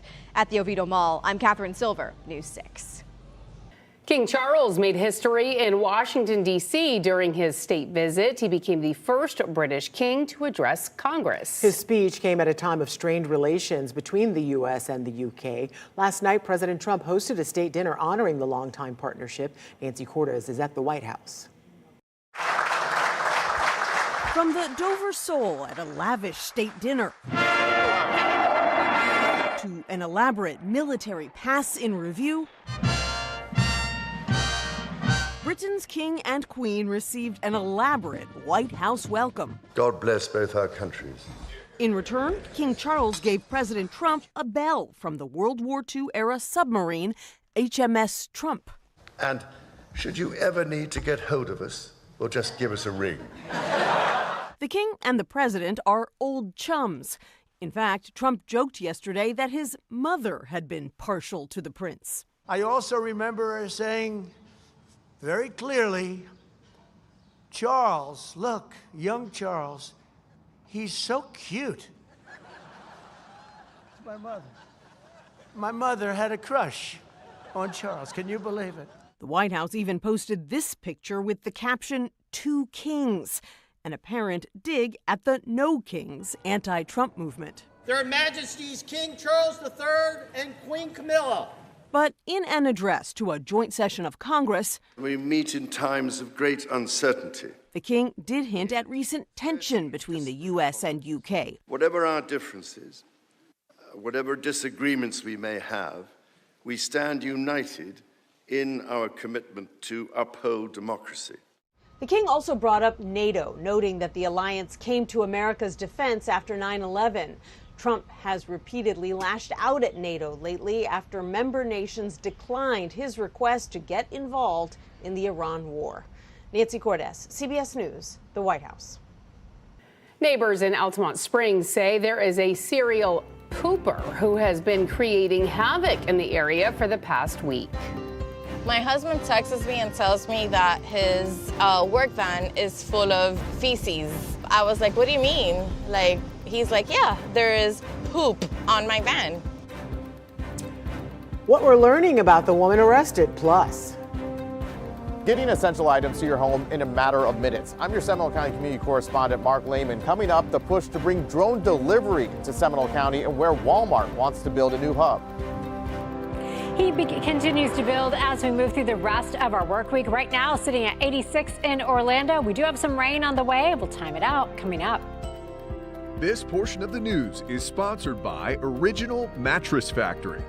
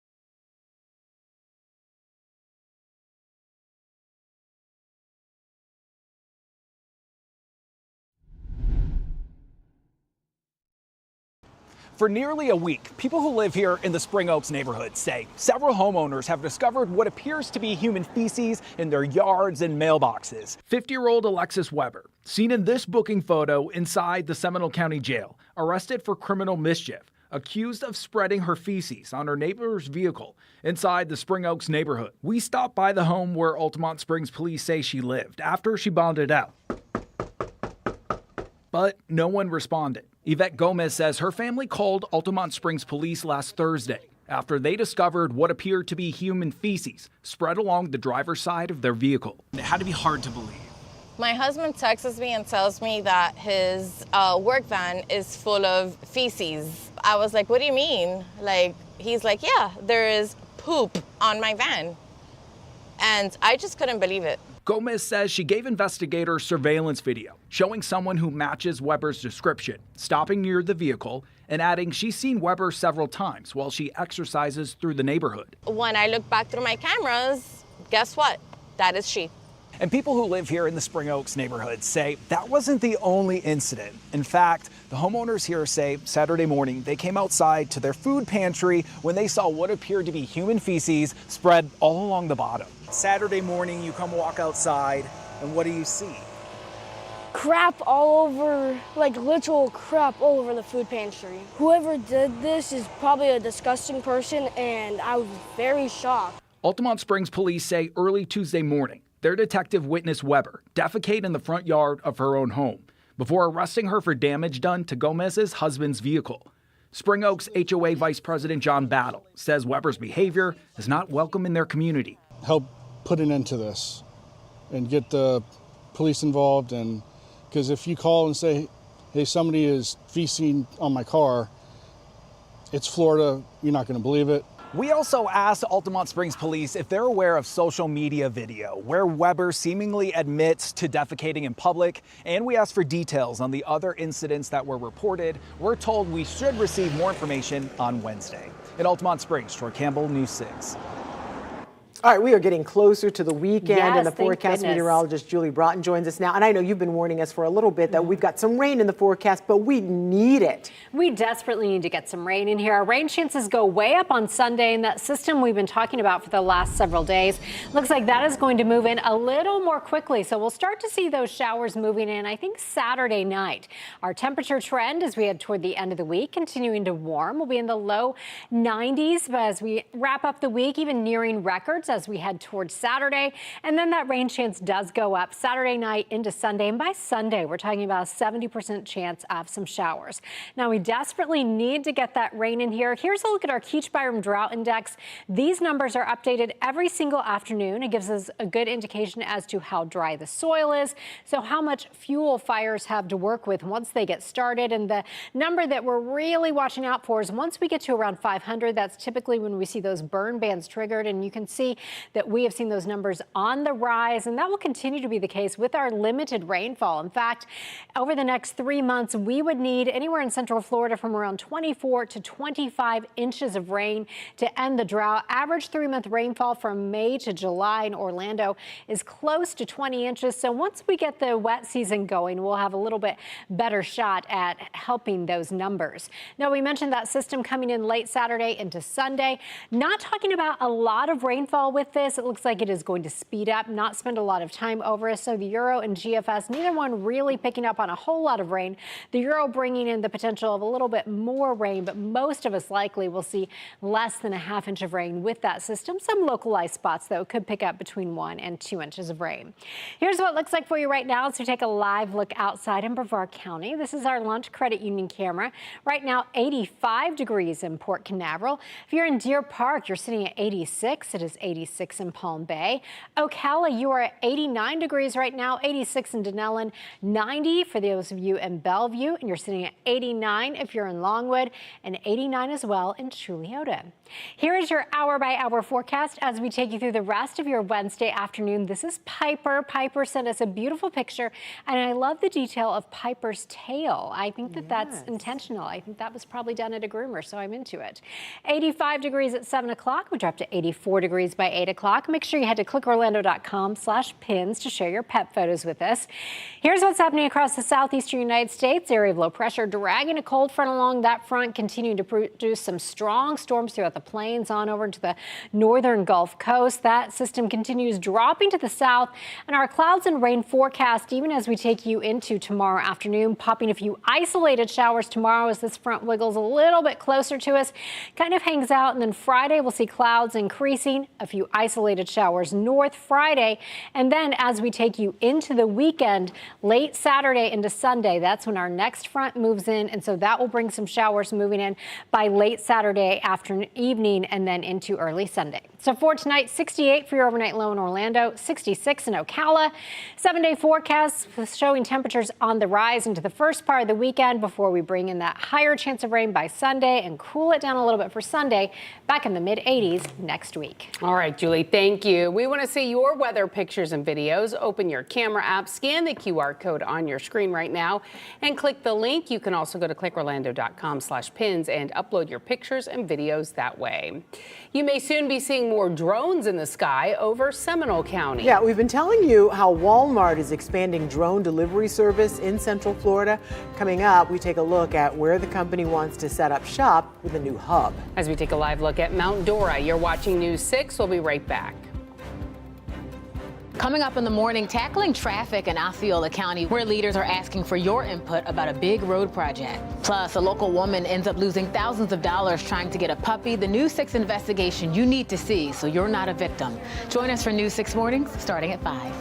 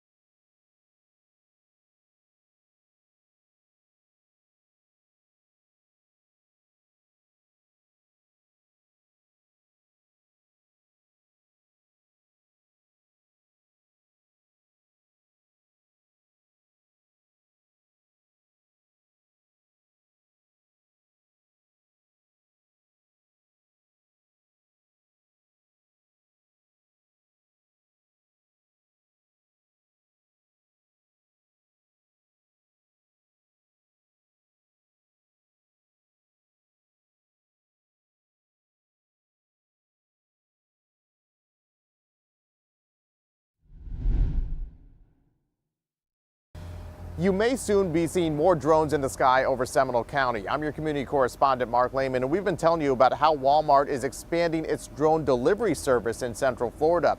Now the company wants to set up a drone hub here outside of this store near Oviedo. It's something that could dramatically cut delivery times.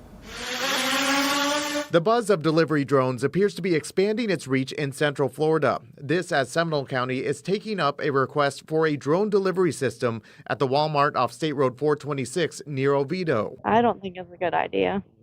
Why not? Just putting more stuff up in the air and stuff. Some shoppers were unsure of the plan, which calls for an enclosed nest area for operation, storage, and charging of the unmanned aircraft. According to the site plan, this drone nest would be installed in the back corner of this Walmart parking lot, and once finished, drones would be taking off and landing right off of Deep Lake Road and close to dozens of homes. Let's just give it a chance and see where it goes. Cody Herring lives just a street over from where the drones would be launching and is eager for the possibilities. Do you think this is a service that you would use? Yeah, absolutely.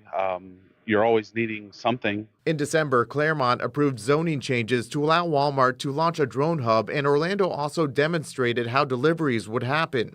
Once established, the drones would be capable of carrying smaller items up to around 2 pounds, and deliveries could take less than 30 minutes.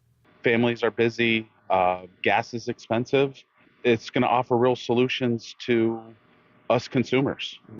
Now, the proposed drone hub here is something that's in the very early stages of planning, with the county's Development Review Committee taking up the application. At this point, a timeline has not been released for when construction could start. For now, reporting near Oviedo, I'm your Seminole County Community Correspondent Mark Lehman, News 6. 2 Marion County deputies are being called heroes today after rescuing a black bear cub. Look at this little thing. They were patrolling a road in the Ocala National Forest last weekend when they came across this little one. It looked like the cub was in distress and had an injured front leg, and mom was nowhere in sight, so the deputies stepped in to help. After rescuing the cub, deputies called wildlife officers to take over the operation. That cub is now at a rehab center with hopes of being released back into the wild.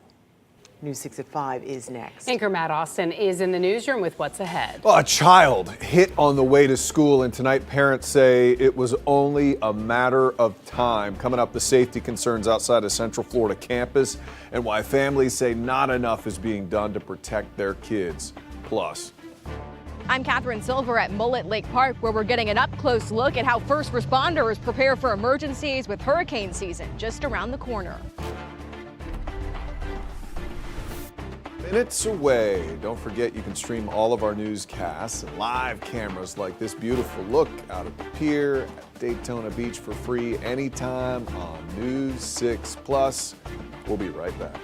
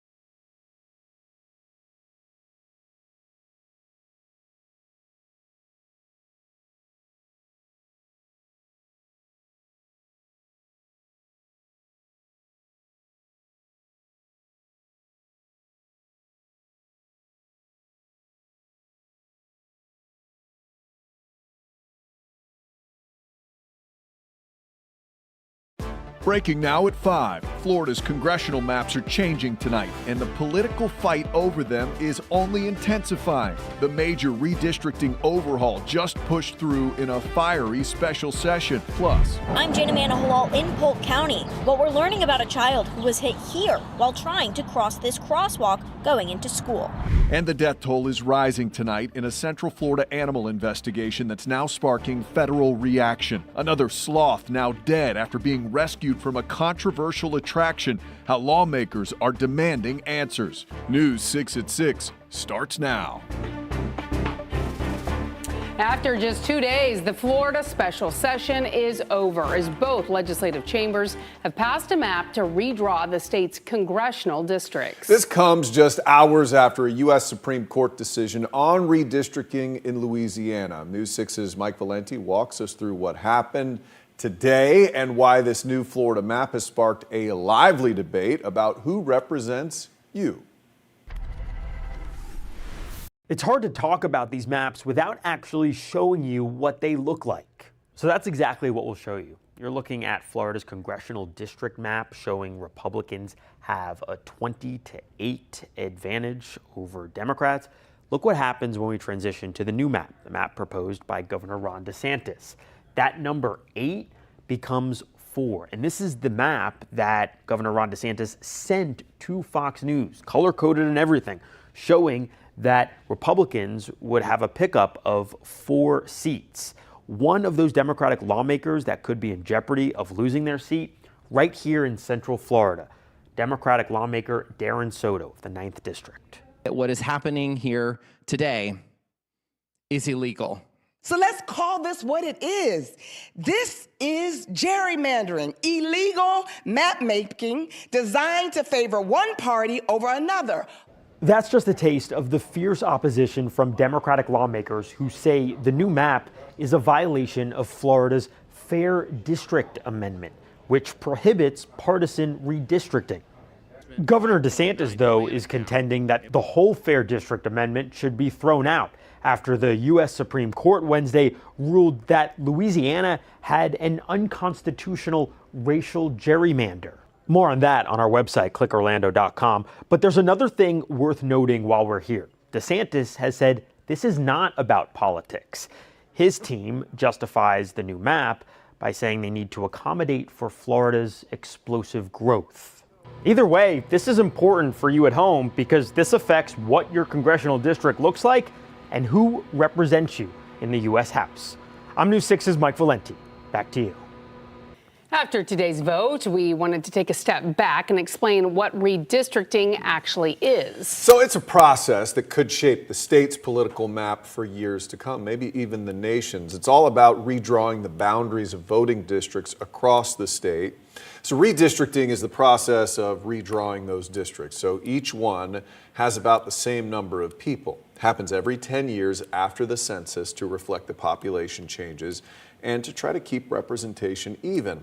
But when it's done outside of the normal timeline, like in a special session or mid-cycle right now, it can draw extra scrutiny, and it's very rare for it to happen in the first place because it can impact who holds the power in elections. Right now on our website, you can see exactly which lawmakers voted yes and who voted no. There's also an interactive map to help you understand the newly approved changes. You can find this article on the homepage of our website, clickorlando.com. More breaking news. A teen has been arrested after Daytona Beach police say he brought a loaded gun to Mainland High School. Investigators say 16-year-old Javon Sanders was unenrolled from the school after an arrest in February and then came back today to try to re-enroll. Officers say a school resource officer confirmed he was listed as a runaway and had an active court order directing he be taken into custody. Before he was taken in, officers say they found the gun in his waistband along with extra ammo, but they don't believe he intended to use it. He is being taken to the Department of Juvenile Justice now. Also breaking now at 5, we are learning this search for a missing truck driver who vanished in Central Florida has taken a tragic turn. The FBI is now confirming Alejandro Gonzalez has been found dead in coastal Georgia. Gonzalez was last seen on April 17th at a Brevard County rest area along I-95 while transporting vehicles from Georgia to Miami. Few details are being released right now about how he died or where exactly he was found. The FBI says the investigation is still active and is asking anyone with information or video from that day to come forward. New at 5 now, some new details about a Marion County school bus hit and run, including what the driver told troopers. According to a new report from FHP, Emmanuel Cotto Rosales, the driver accused of crashing into a Marion County school bus, told investigators he only tapped the bus, but troopers say the crash sent 5 students to the hospital with minor injuries. The bus was carrying 54 students on April 13th when it was rear-ended and the driver took off. Investigators later tracked down Cotto Rosales, who admitted he was behind the wheel. He's now facing multiple charges, including leaving the scene of a crash with injuries. A child hit by a car on the way to school is now raising serious questions about safety. This happened near Matter Academy in Davenport, where parents say the area lacks basic school zone protections despite heavy traffic and fast-moving cars. Ronald Reagan Parkway is a major road with a 45-mile-per-hour speed limit running right past the school. News 6's Jana Manahalal has been speaking with families who are now demanding change before someone else gets hurt. That's right. I'm in front of Matter Academy in Davenport. That is the crosswalk where the child was hit, according to parents here. But I want you to take a look at this. This is Ronald Reagan Parkway, and look at how fast some of these cars are going. That's because the speed limit here is 45 miles an hour, and there's no school zone.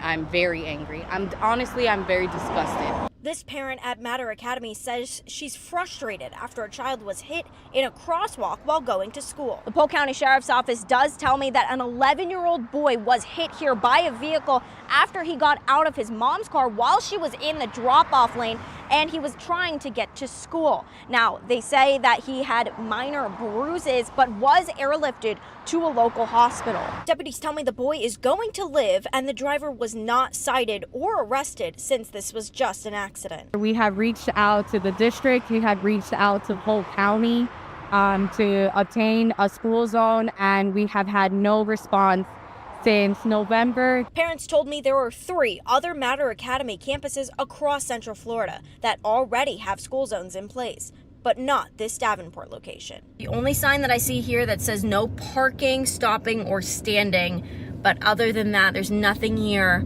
to let us know that there would be kids in the area. I have reached out to Polk County to see who's in charge of determining school zones. Meanwhile, parents received a message from the school principal talking about the injured student. I was honestly rubbed the wrong way.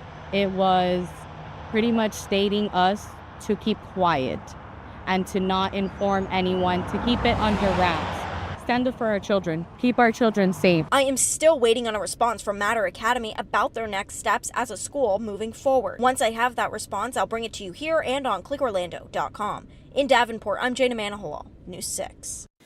The Central Florida Zoo is confirming another sloth death after dozens were rescued from a controversial International Drive attraction there that has now been shut down. This comes after more than 30 sloths died at the facility known as Sloth World before it was closed following state investigations and public outcry. The zoo says Bandit, one of its 13 sloths transferred from the site, died despite intensive veterinary care and round-the-clock monitoring. All of the remaining sloths are now in quarantine under close observation at the Central Florida Zoo. U.S. Representative Maxwell Frost is now responding to this, saying the facility has been shut down for good. He's calling for accountability and stronger safeguards to prevent something like this from happening again. Well, this heat is doing more than just making you sweat. It seems to be drying up Central Florida. Coming up, why water levels are dropping fast and the impact you could be seeing when you head outside. Jonathan. And we do have some rain in the forecast. Have to wait till the weekend to get a lot of it in here. We'll talk about the timeline of that for your weekend plans coming up at about 5:17.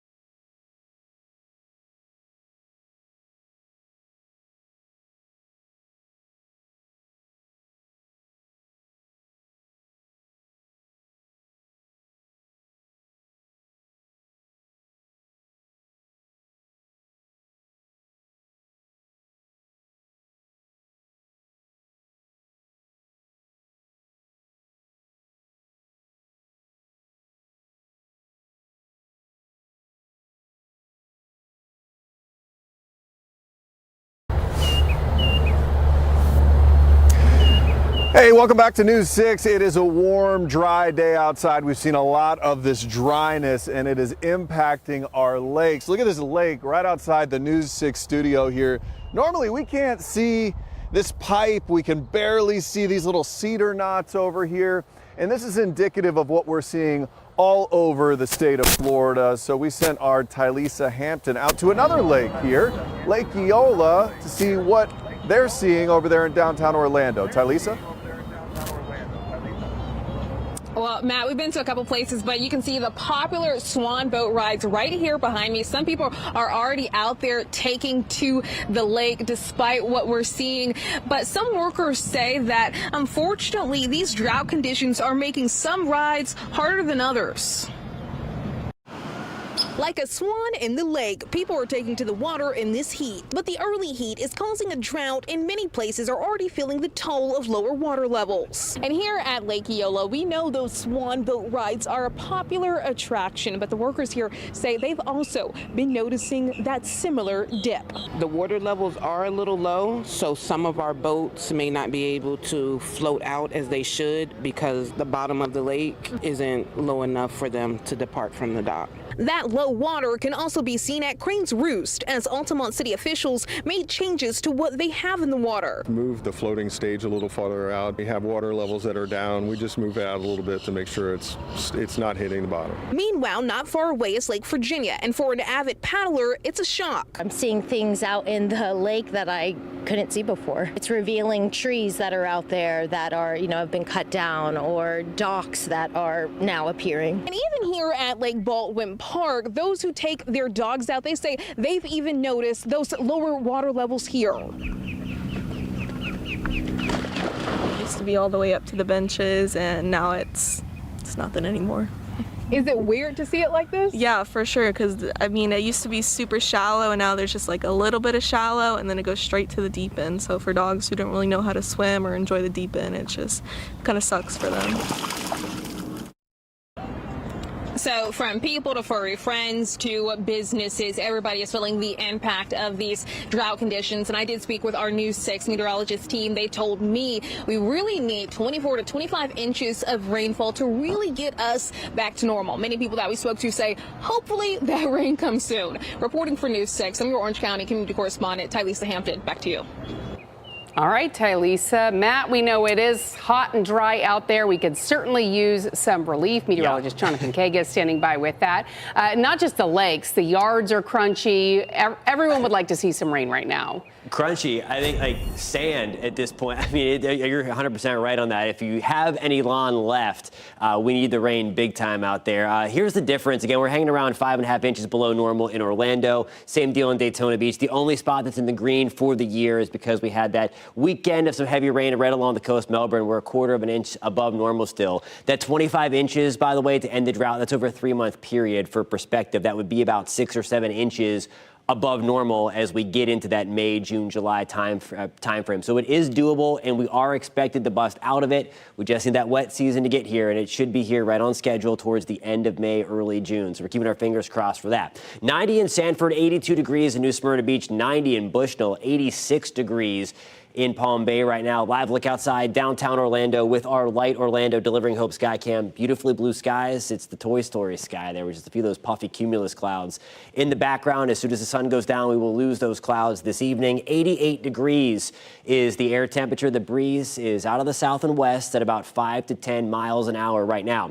All the action in terms of the active weather across the southern tier of the country. See that green stripe in the water vapor imagery. We have a nice big chunk of high pressure. It's hanging out over the Gulf and parts of the Gulf Coast of Florida. It's one of the reasons why we're so dry and so hot, at least this go around. All the active weather, at least for now, staying well towards our north as it's kind of riding up and over that ridge of high pressure. As we fast forward to the weekend, though, things start to change. We are watching this cold front slide through, and you see the kind of rounds of rain pooling along that cold front that works its way through, mainly starting late Saturday night. And then I think through the first part of Sunday, the timeline continues to look like it's going to be late Saturday through the first half of Sunday. That's 1 o'clock and still dealing with the potential for some heavy rain, maybe even a couple of strong thunderstorms in the mix Sunday morning into early Sunday afternoon. I think this is a very plausible expectation here for rainfall Saturday night into Sunday. This is only through 2 o'clock. I think we'll be raining for a couple of hours later, especially south and east of I-4, but anywhere from a half an inch up to 1.5 inches with isolated numbers coming in a little bit higher than out. Certainly, as you heard, we're not going to bust the drought with this,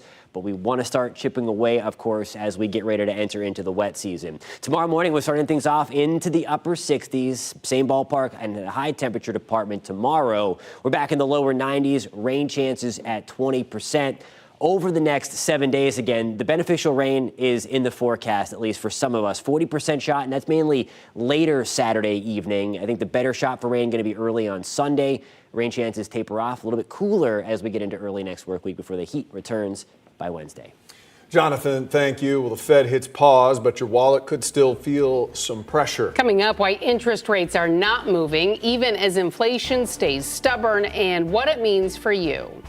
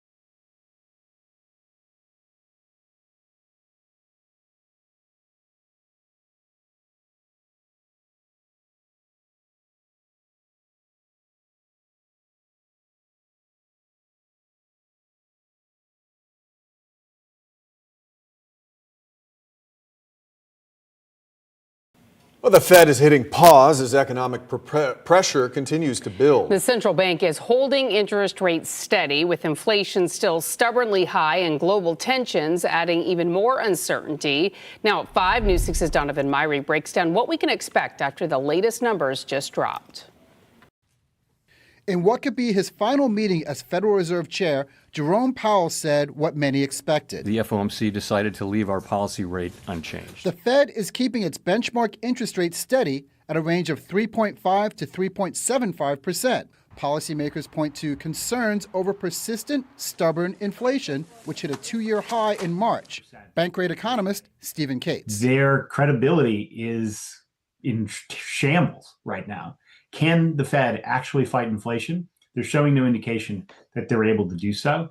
Cates warns inflation may worsen as the war in Iran drives up gas and other costs. Economic outlook remains highly uncertain, and the conflict in the Middle East has added to this uncertainty. CBS News business analyst Jill Schlesinger says keeping rates unchanged helps savers but hurts borrowers.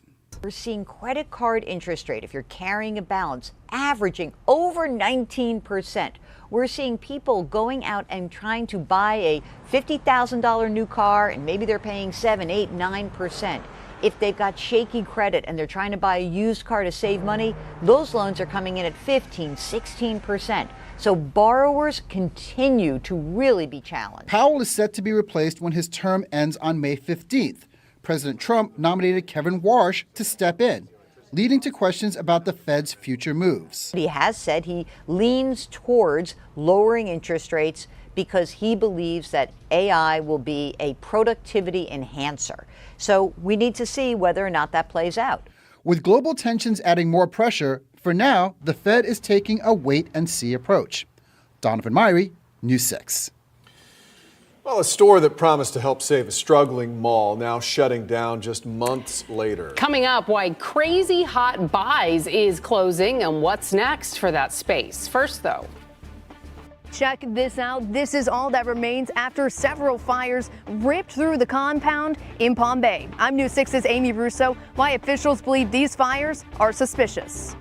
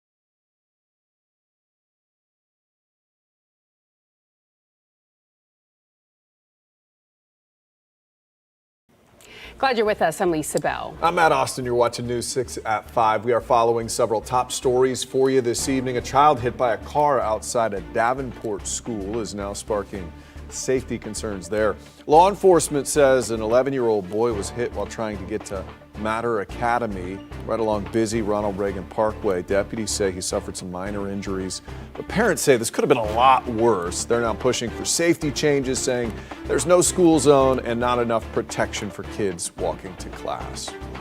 A missing truck driver's case taking a tragic turn. The FBI confirms Alejandro Gonzalez has been found dead in coastal Georgia. He was last seen April 17th at a Brevard County rest area along I-95 while hauling cars from Georgia to Miami. His truck was later found in Georgia with some vehicles missing on it. Right now, few details about his death as the FBI continues to investigate and ask for tips. And Florida lawmakers have approved a major overhaul of the state's congressional districts during a fiery special session. The new map rewrites all 28 districts and is now expected to face legal challenges. Democrats are calling it a power grab, while Republicans say it's a legally sound plan to reflect population and court guidance. Governor Ron DeSantis is expected to sign it into law soon.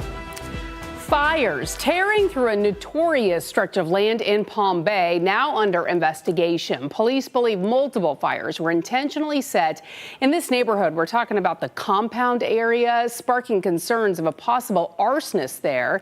So the compound is an area that's been known for some bad behavior, primarily because most of the land is unmonitored. Since February alone, firefighters have fought nearly 400 acres of brush fires there. The flames are now contained, but hot spots are still burning and the damage is pretty widespread. News 6's Amy Russo has a closer look at the aftermath. A lot of this land unrecognizable. That's after multiple fires raged through the compound. Now, something you can't see, though, I do want to note, it's the smell of heavy smoke out here.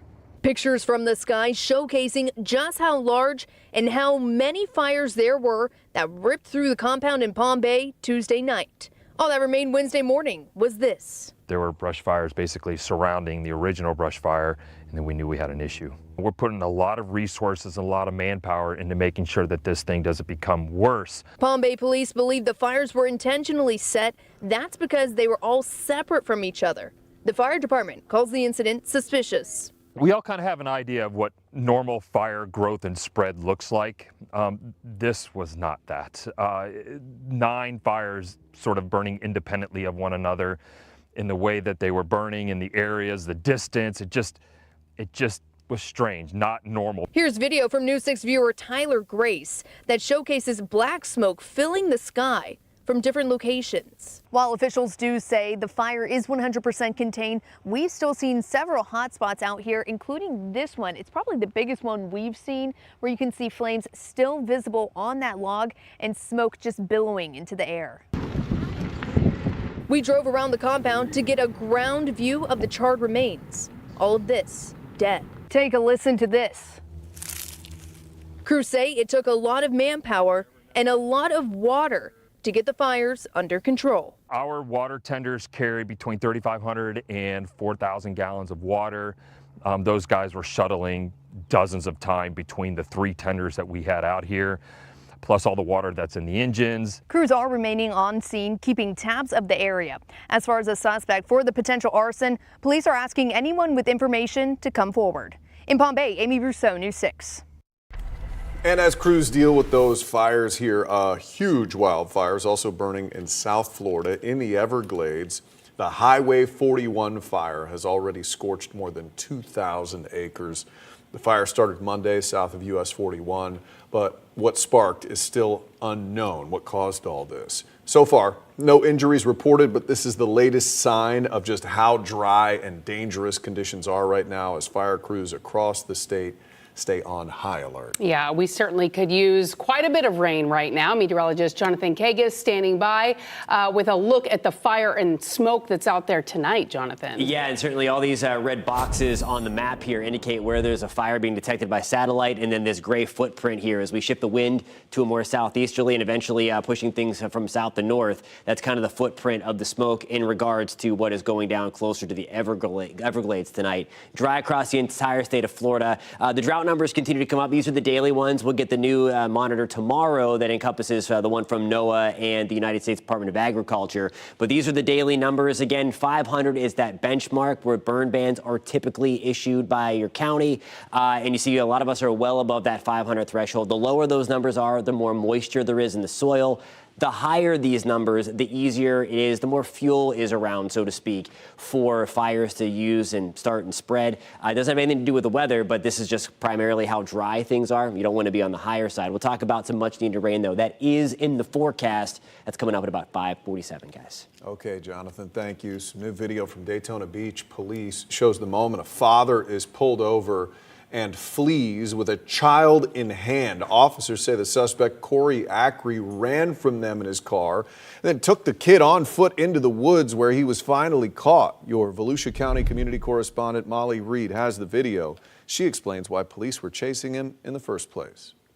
Corey Acree is still in the Volusia County Jail here. Police say he ran from them, endangered his child, and they found drugs on him.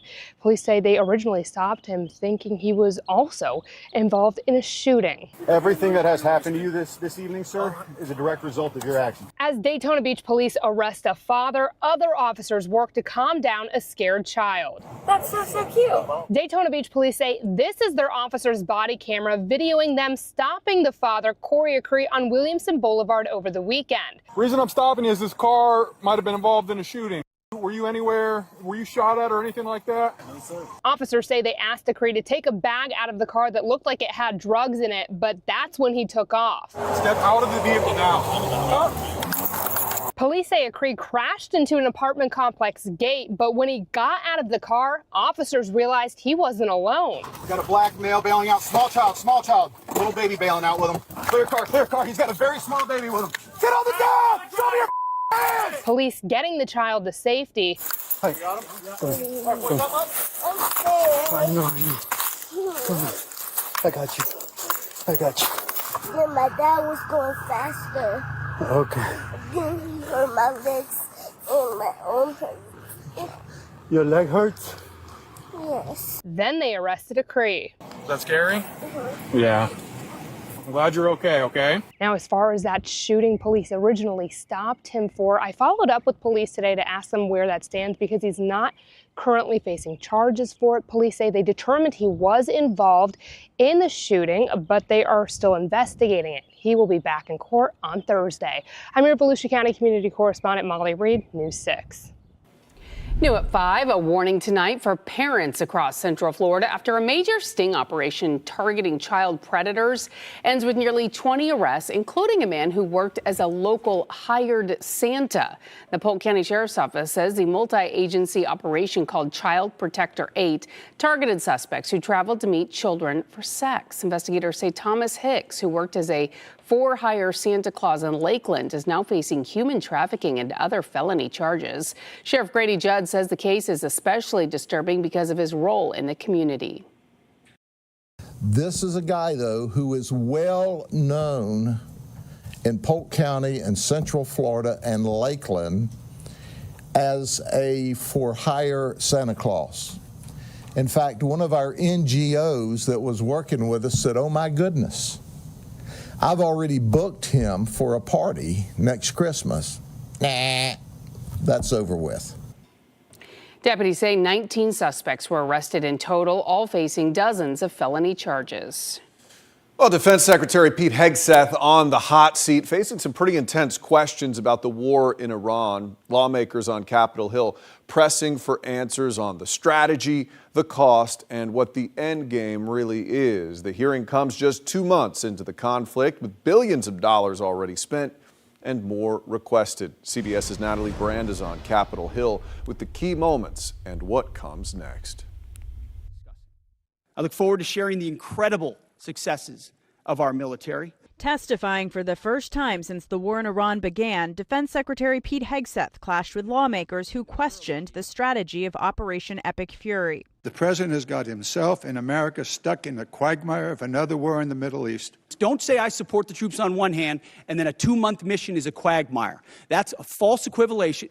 Who are you cheering for here? The hearing comes as the Trump administration requests an historic $1.5 trillion in defense spending for 2027. The president's budget request reflects the urgency of the moment. Military families have never been more appreciated than today, and our enemies of dictators now understand peace through strength. During the hearing, a senior Pentagon official testified the U.S. is spending around $25 billion on the war in Iran, mostly on munitions. Democratic lawmakers raised questions about why the U.S. launched the operation following U.S. strikes last year on key nuclear sites in Iran. You just said 60 days ago, because the nuclear weapon was an imminent threat. Now you're saying that it was completely obliterated? They had not given up their nuclear ambitions, and they had a conventional shield of thousands of missiles. So Operation Midnight Hammer accomplished nothing of substance. It left us at exactly the same place we were before. So much so their that facilities we had to start were a bombed war. and obliterated. Their ambitions continued. Diplomatic efforts between the U.S. and Iran remain stalled, with the president posting this image on his social media saying no more Mr. Nice Guy and urging the regime to make a deal. Natalie Brand, CBS News, Capitol Hill. Over the last 15 months are Well, what are the rules when it comes to parking on sidewalks or near sidewalks? That was a question we had, so we took it directly to our traffic safety expert, Trooper Steve. He answers that question today on Trooper Steve on Patrol. When we first talk about what is 316.1945 and obstructing it, it's eliminating the access for a pedestrian, for someone in a wheelchair, when they're trying to get up on a sidewalk. If your vehicle is blocking that, that would be for like you and me right now, just walking down a sidewalk there. That is improperly parked, and you technically can get a ticket for that. The sidewalks are regulated, meaning ADA, under the American Disability Act, kids trying to go to school, families and things like that. Now, to see a full breakdown, you can head to this article at clickorlando.com and watch Trooper Steve on Patrol weekdays at 2:30 in the afternoon and 8:30 at night. Well, a warning tonight from anyone near the water in Central Florida. If you are new to the state, gator mating season is underway. Coming up, why experts say you may start seeing gators in places you'd never expect. Plus, In and out in just months. I'm Catherine Silver here at the Oviedo Mall, where we're asking what's next now that a liquidation outlet store that just opened late last year is already moving on. This portion of the news is sponsored by Shark Coatings.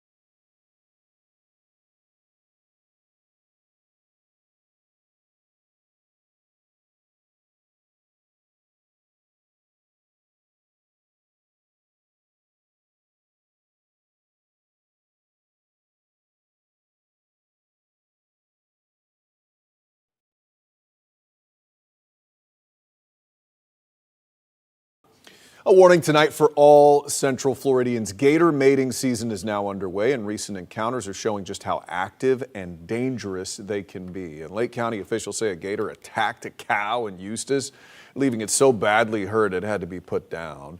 The Pine Meadows Conservation Area is still closed today because that gator has not been caught yet. Meanwhile, a massive 11-foot gator was spotted in the middle of International Drive this week, an area packed with tourists. Experts say both incidents point to the same thing. This is peak mating season when gators are on the move and showing up in unexpected places. It is breeding season right now, so they are out, they are moving around. It's nice and warm. They want to get out, they want to sun themselves. They're going to be maybe in places that normally they wouldn't. Experts say while attacks are rare, they happen more often this time of year. They're urging people to stay alert near the water, keep pets close, and never feed gators because that's when they start associating people with food, and that's not what we want. A liquidation outlet store that just opened at the Oviedo Mall on Black Friday promised to bring new shoppers to that aging mall. It's already closing next month. But now we know why. Your Seminole County community correspondent Catherine Silver went back there today to find out what's next.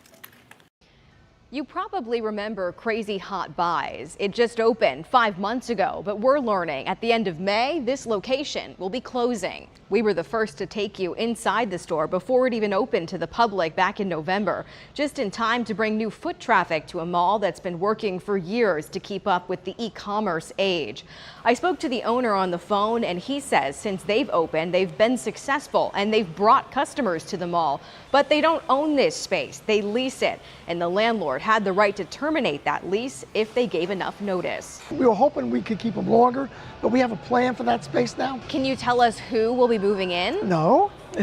I've got 3 different tenants looking at it very seriously, and quite frankly, I'm waiting a little bit longer because from a leasing perspective, I want to make sure I maximize that space and get the best tenant possible. We met with Kevin Hypes, who's been overseeing the mall's redevelopment. With Crazy Hot Buys closing here and moving on, it's now another chapter in the mall's ever-changing landscape. We hear a lot from the community. Things are always closing and opening. We've heard a lot about apartments, but we haven't seen it yet. I know. How do you respond to that criticism? I know what I tell people. I say, listen, I know what I'm doing. This is one of the best pieces of dirt that I've ever worked on.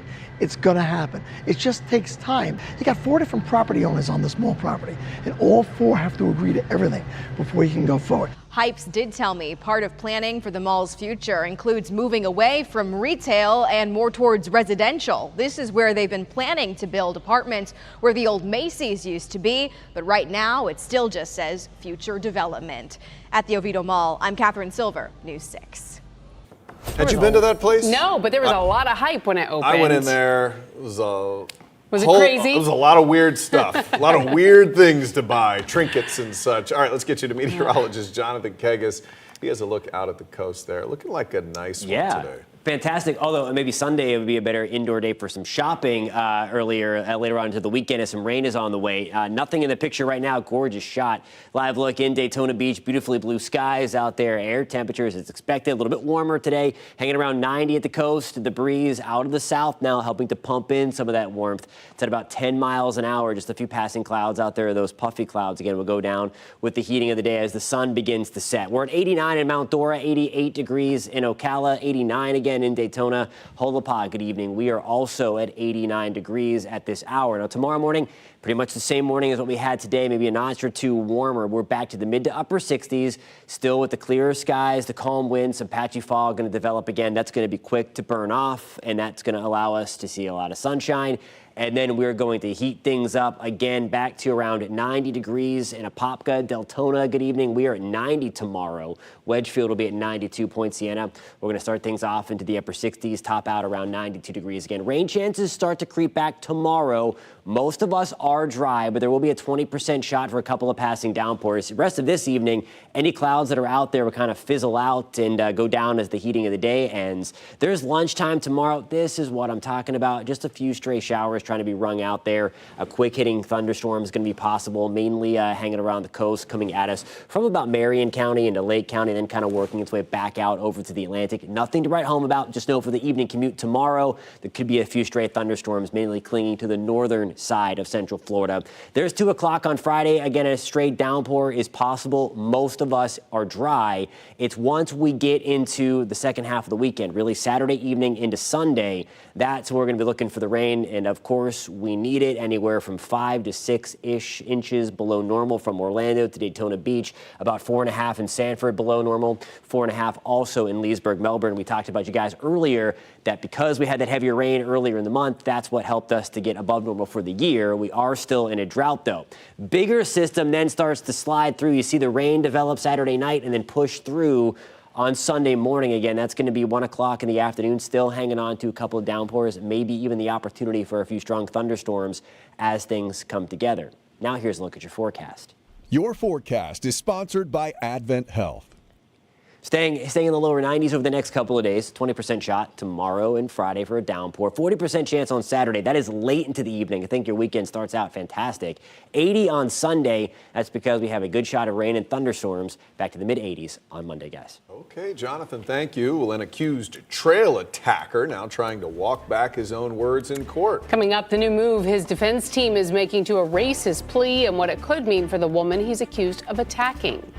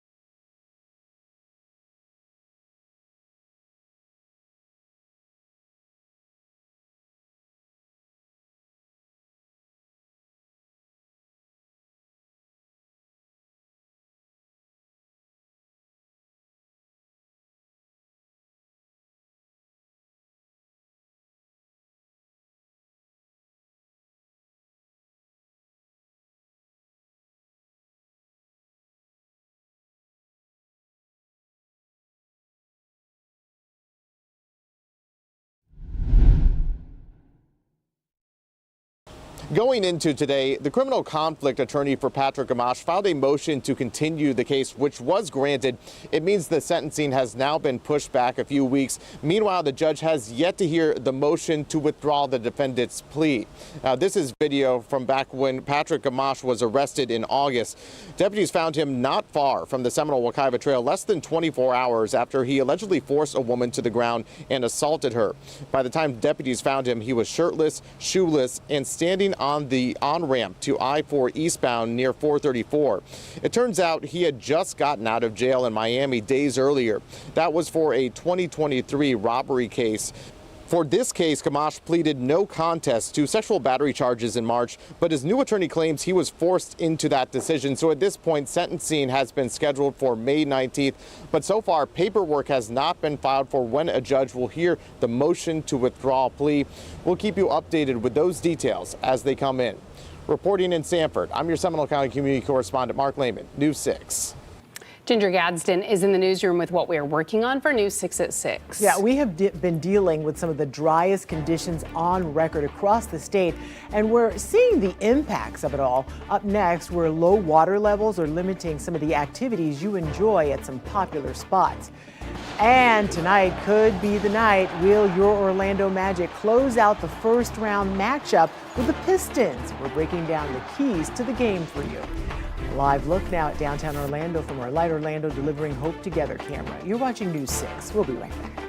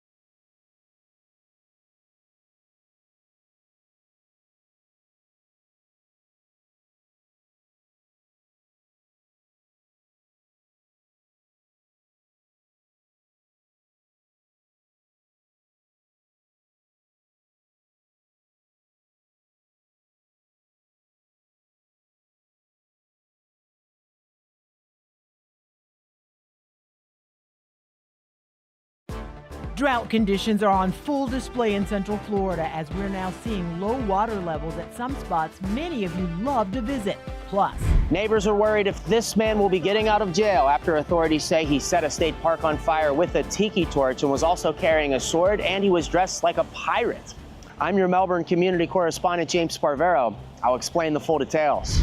And can the Magic close out the series tonight in Detroit? News 6 at 6 starts now.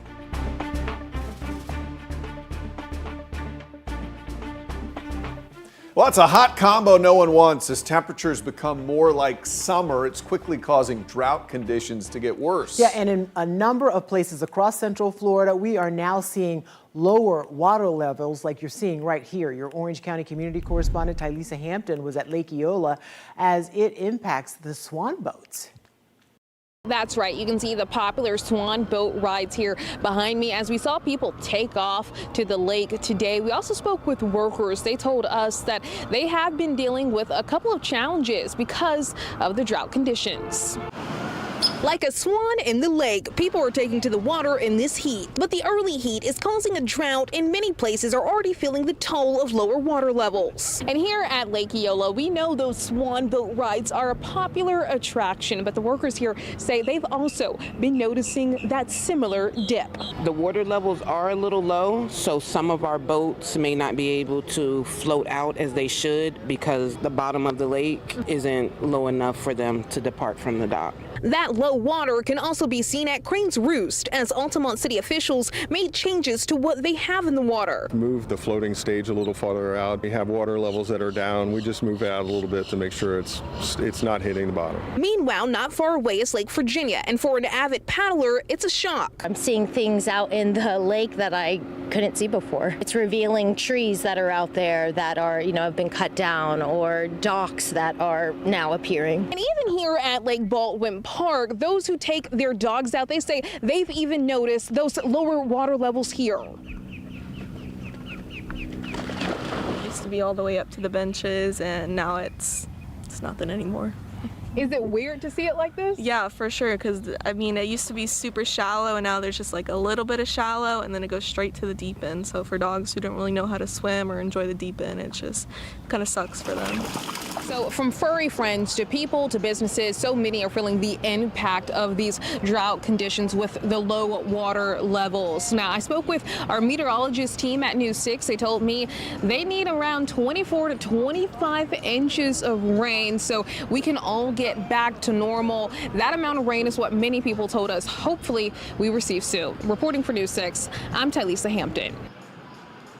Well, not too soon. 24 inches. Not all at once, that's we for can sure. get all at once sometimes. We don't want that. Meteorologist Jonathan Kagas, but we are in a serious drought situation around here. We are, yeah. For the statewide, it's the worst in 25 years, and it's much, much worse even further northwest of Central Florida. We kind of zoomed in on where some of the lakes, Tylisa, where certainly Lake Eola and then Cranes Roost, you see that kind of yellow ring around. That's 82% of normal over the past 30 days, and of course, this drought extends way back into the end of last wet season, which wasn't that wet, which is why we're kind of in that situation. But you saw in that ring there, we were zoomed in on those lakes in your neighborhood, that it's obviously supposed to be dry in the dry season, but we are even lower than where we should be, and that's why we're running into some trouble here. And so in terms of the year for the rainfall, again, we're running about 5.5 inches below normal for us in Orlando, about 5.25 in Daytona Beach, about 4.5, give or take, in and around Sanford. Leesburg, about 4.5 inches below. Again, Melbourne, we're in the green for the year, but as mentioned, this pretty much goes back until late last fall as we ended last wet season pretty much on the drier side. Now, there is some relief coming in the short term. Tylisa mentioned it. We've talked about this at length. We need about 25 inches. That's over the next 3 months. For some perspective on those numbers, we average anywhere from 16 to 19 inches in that May, June, July period. So we need about 6 to 9 inches of rainfall above the norm over those next 3 months, and then we'll completely bust the drought again. It is expected to get better, of course, as the wet season comes through. You see in the short term, though, to help some of the brush fire risks, we are expecting rain chances to increase late Saturday night into Sunday. We're going to talk about that system coming up at about 6:17, guys. All right, Jonathan, we'll see you then. Thank you. A bizarre and very scary sight. A state park on fire. A fire that was set on purpose, deputies say, by an arsonist in a pirate costume armed with a dangerous weapon. It happened at the Savannah's Preserve. That's on the Treasure Coast. But your Melbourne community correspondent James Barbero found out the suspect is local, and that has some families pretty concerned. His hands are up. Oh my God. The young man accused of starting a fire in a state park with a tiki torch, who deputies say was dressed like a pirate and also carrying a sword, is still in jail. But here in his neighborhood, which is next to an elementary school, neighbors tell me they're worrying if and when he's able to post bond and come back home. I think it's crazy. How could we have an idiot in our neighborhood like this? Last week in Martin County, that's about an hour south of Melbourne, the sheriff's office says Morgan Lentz started pouring gasoline on a motorcycle outside of a bar. The fire's just getting worse. Then, as this woman recorded, the Martin sheriff says the 22-year-old started setting the Savannah's Preserve State Park on fire. Body camera video shows Lentz's arrest. Do not put your hands down. Do you understand me? Yeah, I got you. Back at Harbor City Elementary, I told parent Francis Piccolella how close Lentz lives to his daughter's school. That's pretty dangerous. I don't want fires near my daughters and samurai swords and all that stuff. I hope they don't let him out, or at least if they do, they get him some kind of help. I've asked Melbourne police if they've ever responded to Lentz's address for any reason. We'll update you on clickorlando.com. That's where we'll also let you know if he's ever able to post his bond. In the Martin County Jail, it's $22,000. In Brevard County, I'm your Melbourne community correspondent, James Sparvero, News 6. Developing tonight out of Volusia County, a teen has been arrested after Daytona Beach police say he took a loaded gun to Mainland High School. Investigators say 16-year-old Javon Sanders was unenrolled from the school after an arrest in February and came back today to try to re-enroll. Officers say a school resource officer confirmed he was listed as a runaway and had an active court order directing he be taken into custody. Before he was taken in, though, officers say they found the gun in his waistband along with additional ammunition, but they don't believe he intended to use it. He is being taken to the Department of Juvenile Justice. Developing tonight now, after just 2 days, the Florida special session is over. Both the House and Senate passed a new redistricting map in the state. The current map has Republicans with an 8-seat advantage over Democrats in Congress. The new map could add 4 more seats for Republicans in Congress. Governor DeSantis says it's not about politics, but adjusting to Florida's growing population. The governor still needs to sign this new law, but it will go into effect come the midterm elections in November. All right, your Orlando Magic have the Detroit Pistons on the ropes. The question is, can they deliver the knockout punch? The Magic can win this series with a victory in Game 5 tonight in Detroit, but they are down a man. Sports Director Jamie Say joins us now with an update on this. Jamie? Yeah, guys, forward Franz Wagner is out tonight. Franz is not playing tonight. The Magic just confirmed Wagner is out, not playing in Game 5. He suffered a calf strain in Monday's Game 4. Franz's return to action depends on his response to treatment. Now, Paolo Banchero indicated the Magic did prepare to play without Franz tonight. It was news they were expecting. Obviously, though, more difficult to win games without Wagner, who's been averaging close to 17 points per game in these playoffs against the Pistons. Still, Banchero says the Magic have the guys to get it done tonight and end this series with Detroit. Even though the Magic are down one of their best players, the pressure is all on the Pistons. They've got to win to stay alive. The Magic are looking at it like a must-win as well. They want to end this thing tonight. Finishing the job, not taking it for granted, understanding why we got to this situation and just continuing to do the same thing over and over and over again, not getting bored with the simple. Yeah, definitely. I mean, it's going to be a hell of a game.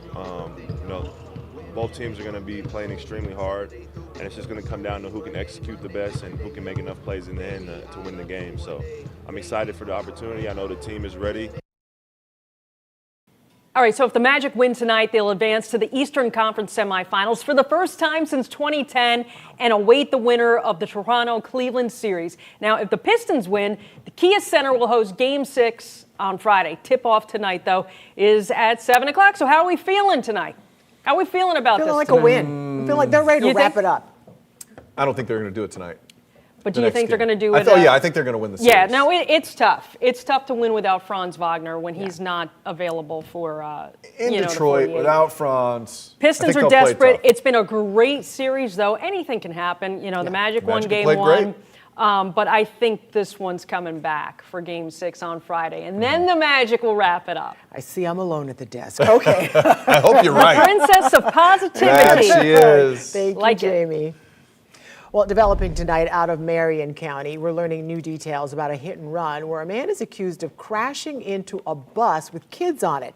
Florida Highway Patrol say the crash happened on Southeast 145th Street near Southeast 38th Terrace. It happened earlier this month. The crash left 5 students hurt who had to go to the hospital to be treated for minor injuries. The bus was carrying 54 students. This happened on April 13th when it was rear-ended and the driver just took off. Troopers say Emmanuel Cotto Rosales Gonzalez admitted to being behind the wheel. He's now facing multiple charges, including leaving the scene of a crash with injuries. New at 6, Florida House member Anna Eskamani is now calling for a criminal investigation into the operators of Sloth World. This comes after a sad update out of Sanford. Another sloth has died after it was donated to the Central Florida Zoo for treatment. We told you about this last night. One sloth bandit was in critical condition with signs of dehydration and other health issues. Today, the zoo told News 6 that sloth died. The zoo says teams worked around the clock to give Bandit the best chance to survive, but his condition was just too severe. Bandit was one of 13 sloths rescued from Sloth World being treated by the zoo. Also in Seminole County, we're nearly a little more than a month away from the start of hurricane season, and first responders are training to be prepared for an emergency. So crews were at Mullet Lake Park as a part of a state-led training. Urban search and rescue teams across the state practicing exactly what they would do if a hurricane were to hit. Training includes things like searching for people, assessing property damage after these storms hit, and then documenting it. This training doesn't just stay here. These are teams that help respond to emergencies all across the country. Hurricanes, just big floods. I'm from Texas, so I was at Kerrville, and I think that's kind of what drove a little bit of this. I know one of your Florida teams came to Texas to help us. There was Kentucky, the Carolinas last year. It's a thing. Documenting the damage matters because it helps the state get money back and helps you rebuild if your property's impacted. A reminder, hurricane season starts June 1st, so we're in the neighborhood of a month away. Oh, we're aware. Hate to even say it.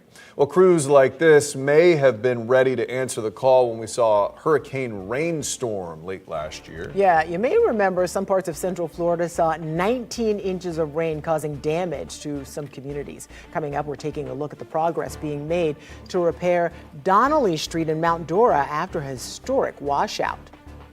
Alex Cook at Icon Park, where more than 1,000 teens packed in last Saturday, starting fights and causing chaos. Today, Icon Park says that they can limit who comes in, but they won't say when those rules might be used. I'm Tony DeCopel. Here's what we're working on ahead of the CBS Evening News. We'll, of course, cover Capitol Hill and Pete Hegseth, but the big story for me, the end of the show out of Colorado, a man there, a grandfather, just finished what's known as the world's largest puzzle, 60,000 pieces. What he learned about life when he put that final piece into place. That story ahead on the CBS Evening News. This portion of the news is sponsored by Advent Health.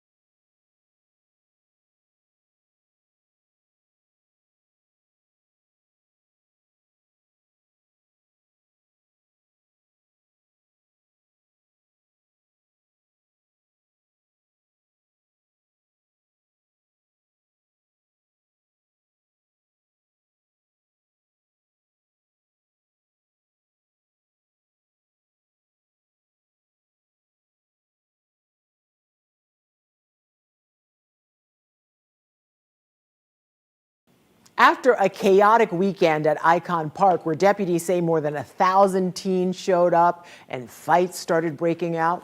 Yeah, new rules are now in place, or at least ready to be in place. Alex Cook looked into the park's newly announced chaperone policy and ran it by someone who watched the chaos unfold. Video shows the chaos here last Saturday night, ending in 9 arrests, 2 injured deputies, and a lot of scared families.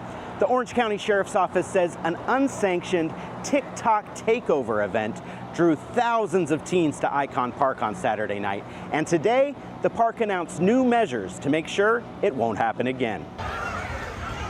No, go over there. They got peppers. They're spraying peppers. Chaos erupted. The teens running everywhere, large sheriff's office presence. The initial reaction was, is it an active shooter? Virgil Goodson says he was sitting right outside this restaurant on Saturday night when people started screaming and running in every direction. But it didn't take guns to cause chaos here at Icon Park. All it took was teenagers, a lot of teenagers. They said they planned something on TikTok takeover. Yeah. The Orange County Sheriff's Office says over 1,000 teenagers descended on the park, starting fights and causing chaos, forcing deputies to step in. They say 2 deputies were hurt in the chaos. Icon Park released a new chaperone policy on Wednesday that they say they can activate without notice. It reads in part, guests aged 17 years of age and younger must be accompanied by a parent, guardian, or chaperone aged 21 years or older in order to enter or remain on Icon Park property. They added that every chaperone can only be responsible for 6 minors. For the safety of everybody else in the chaos from Saturday night, it is needed. So what's unclear right now is if that new chaperone policy is currently active here at Icon Park. I asked them today and they didn't answer my question. They simply referred me back to the policy itself. So families planning to visit the park may want to follow those rules even though it's not clear when they'll be enforced. In Orlando, Alex Cook, News 6. In Lake County, we have some good news for a popular road being repaired after a washout last year. We're getting a first look at the progress being made on Donnelly Street in Lake County. On the left side of your screen, the damage to the road after a severe washout hit much of Central Florida last fall. And here's a look at Donnelly Street today. The city of Mount Dora shared this update with us. The city says new drainage pipes are now installed and the road is almost ready to be paved. City leaders also say the road reconstruction project is on track to wrap up by next month. Also in Lake County, we are getting a look at just how much of an impact the dry conditions have had. So you might remember earlier this month, I went out to a farm in Groveland and I told you about animals getting stuck in a pond, or what used to be a pond. Really, it's just a muddy mess. And naturally, I got stuck in there myself to try it out. Well, last weekend, Lake County Fire Rescue posted these photos. Look how bad this is. Crews responding to calls about a horse and a bull stuck in the same issue, those dried up ponds. This is in the Bay Lake area. That is the exact same area that I brought you to. Both animals were trapped in that thick mud. They could not get out. First responders worked carefully to keep those creatures calm while trying to figure out how to get them out safely. And this is just indicative of this overall drought issue we're seeing. It is a real problem that we've been talking about for a while now, and there's a reason we've been talking about it for a while. Meteorologist Jonathan Kegas joins us now. And Jonathan, I know you're going to talk about the temperatures, but you've also been telling us that some rain, some much needed rain, is on the way for this weekend. It is, yeah, and we need it obviously really bad. Temperature is getting back into the 80s and 90s again today, pretty much right where we expected. Again, we're at 90 at this hour in Mount Dora, Groveland. Good evening. We are at 90, 82 degrees for us in New Smyrna Beach. We have the sunshine out there, and as we dry things out and heat things up, obviously that's just going to continue to chip away and make the drought even worse. It's a live look downtown Orlando with our Light Orlando delivering Hope Skycam tonight. Air temperatures back to the upper 80s under that mainly sunny sky, just a few of those puffy clouds outside. The breeze is out of the south and east at about 5 to 10 miles an hour. I think we'll have a couple of downpours around mainly north of Orlando tomorrow. Same deal on Friday. And then we're going to turn our attention to this guy here. This is our next system. It slides in by the second half of your Saturday. I think the weekend starts off pretty good. We're going to fast forward, though, until we get into the afternoon and evening hours. This is 8, 9 o'clock. And mainly for us from, say, about Flagler County back through Marion County, parts of northern Sumter. That's what we're looking for late Saturday evening for a couple of showers, maybe a rogue thunderstorm to start to sneak back in here. Then we see the real rain event begin. This is going to be early in the morning on Sunday and then continue for us into the early part of your Sunday afternoon. Still ironing out the timeline, but it looks like we're continuing to focus in on late Saturday night into the first part of Sunday. This is 4 o'clock in the morning on Sunday. You see the darker reds indicating the potential for some heavy rain, maybe even a couple of stronger thunderstorms, even during that overnight hour. There's 8, 9 o'clock on your Sunday, especially along and southeast of I-4. That heavy rain continues to look likely, and then eventually winding things down as we go forward into your evening. I think this is a pretty good handle on the rainfall coming down the pipeline. I think a widespread half-inch to up to 1.5 inches of rain. Certainly the opportunity is going to be there for more than 1.5 inches on an isolated scale if you get stuck under some of those heavier thunderstorms. Again, working to pinpoint that timeline and where that heaviest rain is going to fall. But certainly it looks like a portion of your weekend is going to be dealing with some of the rainfall, most of it early on Sunday. 68 in Mount Dora. We're at 68 in Oviedo to start tomorrow. We're back to the upper 60s as well in Titusville. Now here's a look at your afternoon. Your forecast is sponsored by Strata Services. Highs tomorrow getting back into the lower 90s in Sanford, hanging around 90 degrees in Wildwood, Palm Coast. Tomorrow afternoon, we are back into the upper 80s again. Rain chances tomorrow at 20% as a result for just a few of these heating of the day downpours to develop again, mainly north of Orlando, then right along I-95. Most of us are still dry. Rain chances as a whole tomorrow only at 20%. Same deal on Friday. That 40% on Saturday, that is mainly late into the day. I think if you have plans for the early afternoon, you are looking good. A little hot though, 93 degrees on Saturday. We will fall back to around 80. Some of us likely stuck into the 70s on Sunday. That's because the extra cloud cover and the potential for the rounds of heavy rain. Rain chances on Sunday back to 70%. Quickly though, warming up by Tuesday, pushing 90 into the low to mid 90s on Wednesday. We'll be right back.